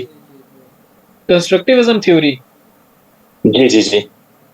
यार ये तो बहुत डिटेल में जानना पड़ेगा। कंस्ट्रक्टिविज्म मैंने पूरा पढ़ाया है काफ़ी डिटेल में, 2 लेक्चर्स मैंने दिए हैं कंस्ट्रक्टिविज्म सिर्फ। तो आपको वीडियो ही देखनी पड़ेगी, आप उसको पूरा मैं बता नहीं सकता आपको। छोटा सा दो तीन अच्छा वर्ड्स ठीक। में ये है कि रियलिटी जो है वो आपकी सोशली कंस्ट्रक्टेड है, ऐसे मतलब वो हाँ खुद से नहीं होती। और दूसरा ये है कि आपके मटेरियल फैक्टर्स इतने मैटर नहीं करते जितने नॉन मटेरियल फैक्टर्स मैटर करते हैं। यानी जो आपका लिबरलिज्म और रियलिज्म मटेरियल एस्पेक्ट्स के ऊपर ज़्यादा फोकस करता है, जैसे फिजिकल पावर या आर्म्स वगैरह, ये सारी चीज़ें, या ट्रेड या इंस्टीट्यूशंस, ये सारे मटेरियल एलिमेंट्स हैं। तो कंस्ट्रक्टिविज्म कहता है कि नहीं, जी नॉन मटेरियल एलिमेंट्स जो हैं जैसे कि वैल्यूज, बिलीफ्स, नॉर्म्स, ये चीज़ें हैं जिनका ताल्लुक आपके मटेरियल एस्पेक्ट्स के साथ नहीं है, ये ज़्यादा मैटर करते हैं। तो ये दोनों के दरमियान में ये डिस्टिंक्शन है कि एक जो है वो मटेरियल एस्पेक्ट्स को ज़्यादा देखता है और दूसरा नॉन मटेरियल। फिर द रैशनैलिटी और नॉन रैशनैलिटी का डिफरेंस भी है कि जो लिबरलिज्म और रियलिज्म है वो रैशनल समझते हैं स्टेट्स को, लेकिन कंस्ट्रक्टिविज्म कहता है कि नहीं, ज़रूरी नहीं है कि स्टेट्स रैशनल हो, वो इमोशंस के ऊपर भी डिसीजंस कर सकते हैं। Thank you sir, thank you. जी सर जी ये नौमान। सर पोस्ट मॉडर्निज्म और कंस्ट्रक्टिविज्म में काफी ओवरलैपिंग आज नजर आ रही थी। जी तो सर इसमें कुछ की डिफरेंस है सर, वो काइंडली हाईलाइट कर दें, बताइएगा सर काइंडली। की डिफरेंस जो मुझे समझ आया है ना वो ये है कि कंस्ट्रक्टिविज्म आपको थ्योरी देता है एटलीस्ट ना, कि वो क्रिटिसाइज करता है ना, तो उसकी एक थ्योरी फिर भी at the end of the day आपके पास एक थ्योरी होती है इवेंट्स को इंटरप्रेट करने के लिए।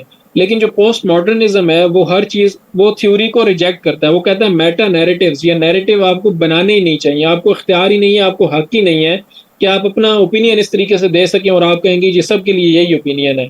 सो कंस्ट्रक्टिविज्म आपको एक थ्योरी देता है, ऑल्दो वो कहता है कि इमोशंस मैटर करते हैं, या वो नॉन मटेरियल की बात करता है, वो परसेप्टिविज्म की बात करता है, और वो नॉन रैशनल एलिमेंट्स की बात करता है, लेकिन वो आपको एक थ्योरी देता है। वो कहता है कि स्टेट्स जो है वो रियलिटी को खुद कंस्ट्रक्ट करती हैं। जो पोस्ट मॉडर्निज्म होगा वो कहेगा कि नहीं, आप ये बात कर ही क्यों रहे हो, आप एक नैरेटिव बना रहे हो, आप लोगों को कह रहे हो कि आप इस तरह की चीज़, आपको इख्तियार ही नहीं है। हर किसी का अपना अपना एक नैरेटिव है, अपना अपना एक हक है। तो पोस्ट मॉडर्निज्म जो है वो इन नैरेटिव्स को टोटली रिजेक्ट करता है और वो खुद कोई नैरेटिव बिल्ड नहीं करता। सर ये पोस्ट मॉडर्निज्म, ट्रेडिशनलिज्म और post positivism, post structuralism, sir ये क्रिटिकल थिंकिंग है, सारी क्रिटिकल थॉट्स हैं सारे ये। पोस्ट स्ट्रक्चरलिज्म है, पोस्ट मॉडर्निज्म भी है, और कौन सा आपने कहा? Traditionalism sir. नहीं, ट्रेडिशनलिज्म क्रिटिकल में नहीं आता। क्रिटिकल में आपके पास फेमिनिज्म है, पोस्ट मॉडर्निज्म है, मार्क्सिस्ट थ्योरी है, और कौन सी एक आध और भी है। तो ये जो है जो क्रिटिसाइज करती हैं, जो क्रिटिकल थ्योरीज जो है ना, एक चेंज लेके आना चाहती हैं, ये रेवोल्यूशनरी किसी हद तक आप जो है ना इन थ्योरीज को कह सकते हो। तो इनको क्रिटिकली ज़्यादा देखा जाता है।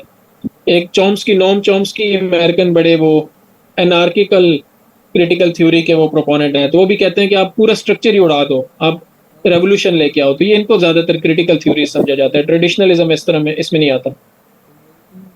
सर आज वाली जो थ्योरीज थी काफी कॉम्प्लेक्स थी, जो भी हमने पढ़ी, positivism, post positivism, post modernism, sir इनकी पेपर के हवाले से क्या वेटेज है? और सर ये इनकी कोई हमें जो है ना वो एग्जांपल्स एज सच, वो जब हम पढ़ रहे थे, जब रियलिज्म या लिबरलिज्म को पढ़ा, कोई ना कोई एग्जांपल माइंड में आ रही थी साथ साथ कंस्ट्रक्टिविज्म की भी, लेकिन इनकी ऐसा कोई एग्जांपल सर माइंड में क्लिक नहीं करती फौरन। तो सर इसका क्या तरीकाकार हो सकता है? तो ये जो सिस्टम्स अप्रोच मैंने आपको पढ़ाई है, ये जो बिहेवियरल अप्रोच है, ये अप्रोचेज हैं, इनके अंडर थ्योरीज आती हैं। एक स्टूडेंट ने क्वेश्चन भी शायद आपने पूछा था कि अप्रोच और थ्योरी में क्या फ़र्क है। तो अप्रोच एक ब्रॉडर आप देखते हो ना, तो सिस्टम्स अप्रोच के अंडर आपको 3-4 थ्योरीज मिल जाएंगी। तो अगर तो आपके पास सिस्टम्स अप्रोच का क्वेश्चन आता है तो फिर तो आप उसके अंडर 2-3 थ्योरीज जो मैंने आपको बताई हैं वो आप लिख दोगे। लेकिन अगर पोस्ट मॉडर्निज्म की बात करो तो वाकई ऐसा ये प्रॉब्लम है कि इसके अंदर आपको एग्जांपल्स नज़र नहीं आती, इसका एनालिसिस भी बड़ा लिमिटेड है, आपको इसके अंदर स्कॉलर्स भी बड़े लिमिटेड हैं जिसने इस खास तौर पे आईआर के अंदर लिखा हो, तो इसकी बहुत ज़्यादा अहमियत स्टैंड अलोन क्वेश्चन के तौर पे तो नहीं है। बहुत कम है चांसेस, प्रोबेबिलिटी कम है कि पोस्ट मॉडर्निज्म का क्वेश्चन हो, लेकिन शायद 2023 में कहीं आया है मेरे ख्याल में, मैंने पेपर नहीं देखा, लेकिन इससे पहले तो पोस्ट मॉडर्निज्म का क्वेश्चन स्टैंड अलोन के तौर पे नहीं आता। जहाँ तक फेमिनिज्म की बात है तो नहीं, इसका भी मैंने अभी तक तो नहीं देखा। बहरहाल आपको कवर तो करना ही पड़ता है क्योंकि एग्जामिनर का कोई पता नहीं चलता। फेमिनिज्म की आपको एग्जांपल्स मिल सकती हैं, आप देखें जिस तरह से आपने बात की एग्रेसिव बिहेवियर की, तो आप इसके अंदर हिटलर की मिसाल दो, स्टालिन की मिसाल दो, तो आप यानी ये इनके अंदर ऐसे एक्टर्स की, ऐसे लोगों की आप मिसाल दे सकते हो इसके अंदर, और इंस्टीट्यूशंस की आप मिसाल दे सकते हो कि वहाँ पे अंडर रिप्रेजेंटेशन है वेमेन की, तो वो आप कर सकते हो। लेकिन बहुत ज़्यादा इसमें नहीं है क्योंकि इसकी स्कॉलरशिप बड़ी लिमिटेड है, इसके अंदर बहुत ज़्यादा काम नहीं हुआ वो। सर अगर ये स्टैंड अलोन क्वेश्चन इनका नहीं आता पोस्ट मॉडर्निज्म या जी। ट्रेडिशनलिज्म या पोस्ट पॉजिटिविज्म पे, तो सर हम इन्हें किसी क्वेश्चन में अप्लाई कर सकते हैं, या कौन से ऐसे क्वेश्चन हो सकते हैं, किस पर्सपेक्टिव में हम इसे हाँ। अप्लाई कर सकते हैं, उनका जिक्र कर सकते हैं किन क्वेश्चंस के आंसर में? फेमिनिज्म तो आप किसी भी क्वेश्चन का दे सकते हो, जहाँ पे आप रियलिज्म दे सकते हो, मेरे ख्याल में फेमिनिज्म भी आप वहाँ पे दे सकते हो, क्योंकि फेमिनिज्म की आप कोई ना कोई बीच में से निकाल ही सकते हो कि इसका औरतों पे क्या असर होता है, इनइक्वालिटी, जेंडर इश्यूज, इसके ऊपर आप दे ही सकते हो। पोस्ट मॉडर्निज्म बहुत मुश्किल है, अगर फ्रैंकली मुझे खुद नहीं उसकी एप्लीकेशन की बहुत ज़्यादा कोई ना मुझे उस तरीके से समझ आई है कि मैं उसको किस तरीके से समझूं, क्योंकि बहुत कम स्कॉलरशिप है, इसको इस तरीके से एक्सप्लेन भी नहीं किया गया। फिर वो मेटा नैरेटिव्स को ही रिजेक्ट करता है, तो आप फिर उसको, जब उसने थ्योरी नहीं दी उस तरीके से, तो फिर आप उसको अप्लाई क्या करोगे? ठीक है, तो आप डीकंस्ट्रक्ट करने में उसको कर सकते हो कि आप मिसाल के तौर पे कोई एक कॉन्सेप्ट उठा लो और आप उसको डीकंस्ट्रक्ट करना शुरू कर दो कि जी ये इसका जो मिसाल के तौर पे आपका है कैपिटलिज्म है, तो आप उसको कहना शुरू कर दो कि ये एक मेटा नैरेटिव है, मेटा स्ट्रक्चर है जो कि ट्रेडिशनल अप्रोच के जरिए से बनाया गया और पोस्ट मॉडर्निज्म इसको डीकंस्ट्रक्ट करता है, तो आप उसको क्रिटिसाइज करना शुरू कर सकते हो एक तरीके से। अदरवाइज मुझे उसकी उस तरीके से एप्लीकेशन नजर नहीं आती। पेपर में आपको डिफरेंस पूछ लिया जाए कि पोस्ट मॉडर्निज्म और कंस्ट्रक्टिविज्म में क्या फर्क है, तो फिर आपको आना चाहिए। सर हम इन्हें अगर स्किप करना चाहें तो हम कर सकते हैं जी? वो तो आप स्किप तो कोई भी चीज़ करना चाहें तो कर सकते हैं। मैं ये सजेस्ट करूंगा कि फेमिनिज्म को आप देख लें, और पोस्ट मॉडर्निज्म अगेन फिर बंदा कह दे और आपका क्वेश्चन आ जाए तो फिर आप कहेंगे कि सर ने कह दिया था, बट आई डोंट थिंक यार इस पे कोई क्वेश्चन बनता नहीं है। अब अगर दे दे एग्जामिनर तो सर इसकी क्रैमिंग कर लेते हैं सर, अगर कहीं अप्लाई हो जाता है तो ऐसा भी करें। हाँ, ये जो इसके कुछ असम्पशंस है ना, आप इसको रट्टा लगा लें। इसमें मुझे बुक में भी खैर कोई नहीं, दोनों बुक्स मैंने देखी हैं, उसमें भी पोस्ट मॉडर्निज्म पे मुझे कोई खास डिस्कशन नज़र नहीं आई, तो आप इन चीज़ों को थोड़ा सा कर लें। ये इसके जो खास तौर डीकंस्ट्रक्टिंग का एक वर्ड इसके अंदर बड़ा यूज़ होता है, फिर इसके मेटा नैरेटिव्स का, पोस्ट स्ट्रक्चरलिज्म का, ये कुछ वर्ड्स हैं, की वर्ड्स, इनको आप थोड़ा सा याद कर लें तो आई थिंक काफ़ी हो रहेगा। इसी स्लाइड्स इन्हीं दो को कर लें, काफ़ी हो रहेगा।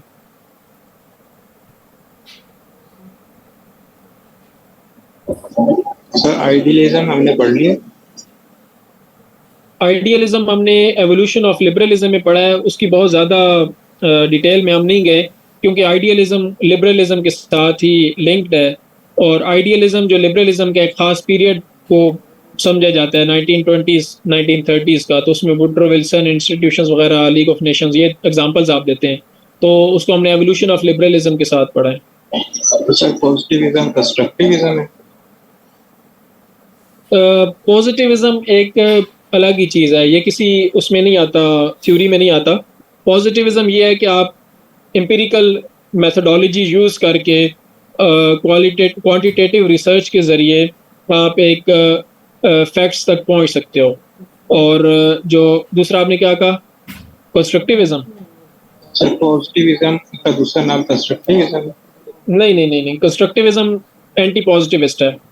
पॉजिटिविज्म एक अलग चीज़ है, जो आपकी थ्योरीज है ना वो पॉजिटिव होंगी या नॉन पॉजिटिव होंगी, ठीक है, तो पॉजिटिविज्म एक मेथोडोलॉजी है, एक रिसर्च मेथोडोलॉजी है, कि थ्योरी नहीं है।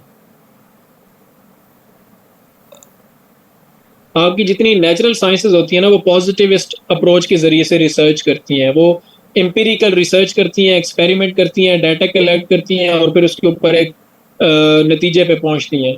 तो सोशल साइंसेज के अंदर भी उसी को फिर जब अप्लाई किया जाता है तो फिर वो पॉजिटिविस्ट मेथोडोलॉजी होती है। लेकिन कंस्ट्रक्टिविज्म या पोस्ट मॉडर्निज्म कहता है कि आपको पॉजिटिविज्म के अलावा भी आपको चीज़ों को कंसिडर करना चाहिए। सर अभी हम पेपर 1 नहीं कर रहे हैं। अभी हम पेपर 1 कर रहे हैं। पेपर 1 हमारा अभी तो असल में थ्योरीज में हमने 3-4 लेक्चर्स लगाए हैं, क्योंकि थ्योरीज पे मैंने काफ़ी ज़्यादा डिटेल में पढ़ाई हैं, तो उसकी वजह से पे टाइम ज़्यादा लगा है। आगे जो चीज़ें आ रही हैं उसमें टाइम ज़्यादा नहीं लगेगा इंशाल्लाह। हमारा वो पेपर 1 10 लेक्चर्स के अंदर या 12 लेक्चर्स के अंदर कवर हो जाएगा, क्योंकि पेपर 1 थोड़ा ज़्यादा लेंथी है, पेपर 2 इतना लेंथी नहीं है। वो उसमें अंदर काफ़ी सारे टॉपिक्स उसके भी हैं, करंट अफेयर्स के भी हैं, तो वो इतना ज़्यादा आपको तंग नहीं करेगा। Okay sir. और कोई क्वेश्चन है या वाइंड अप करें? काफ़ी टाइम भी हो गया।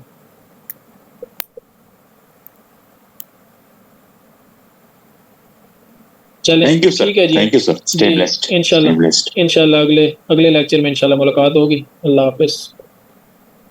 अल्लाह हाफ़िज़।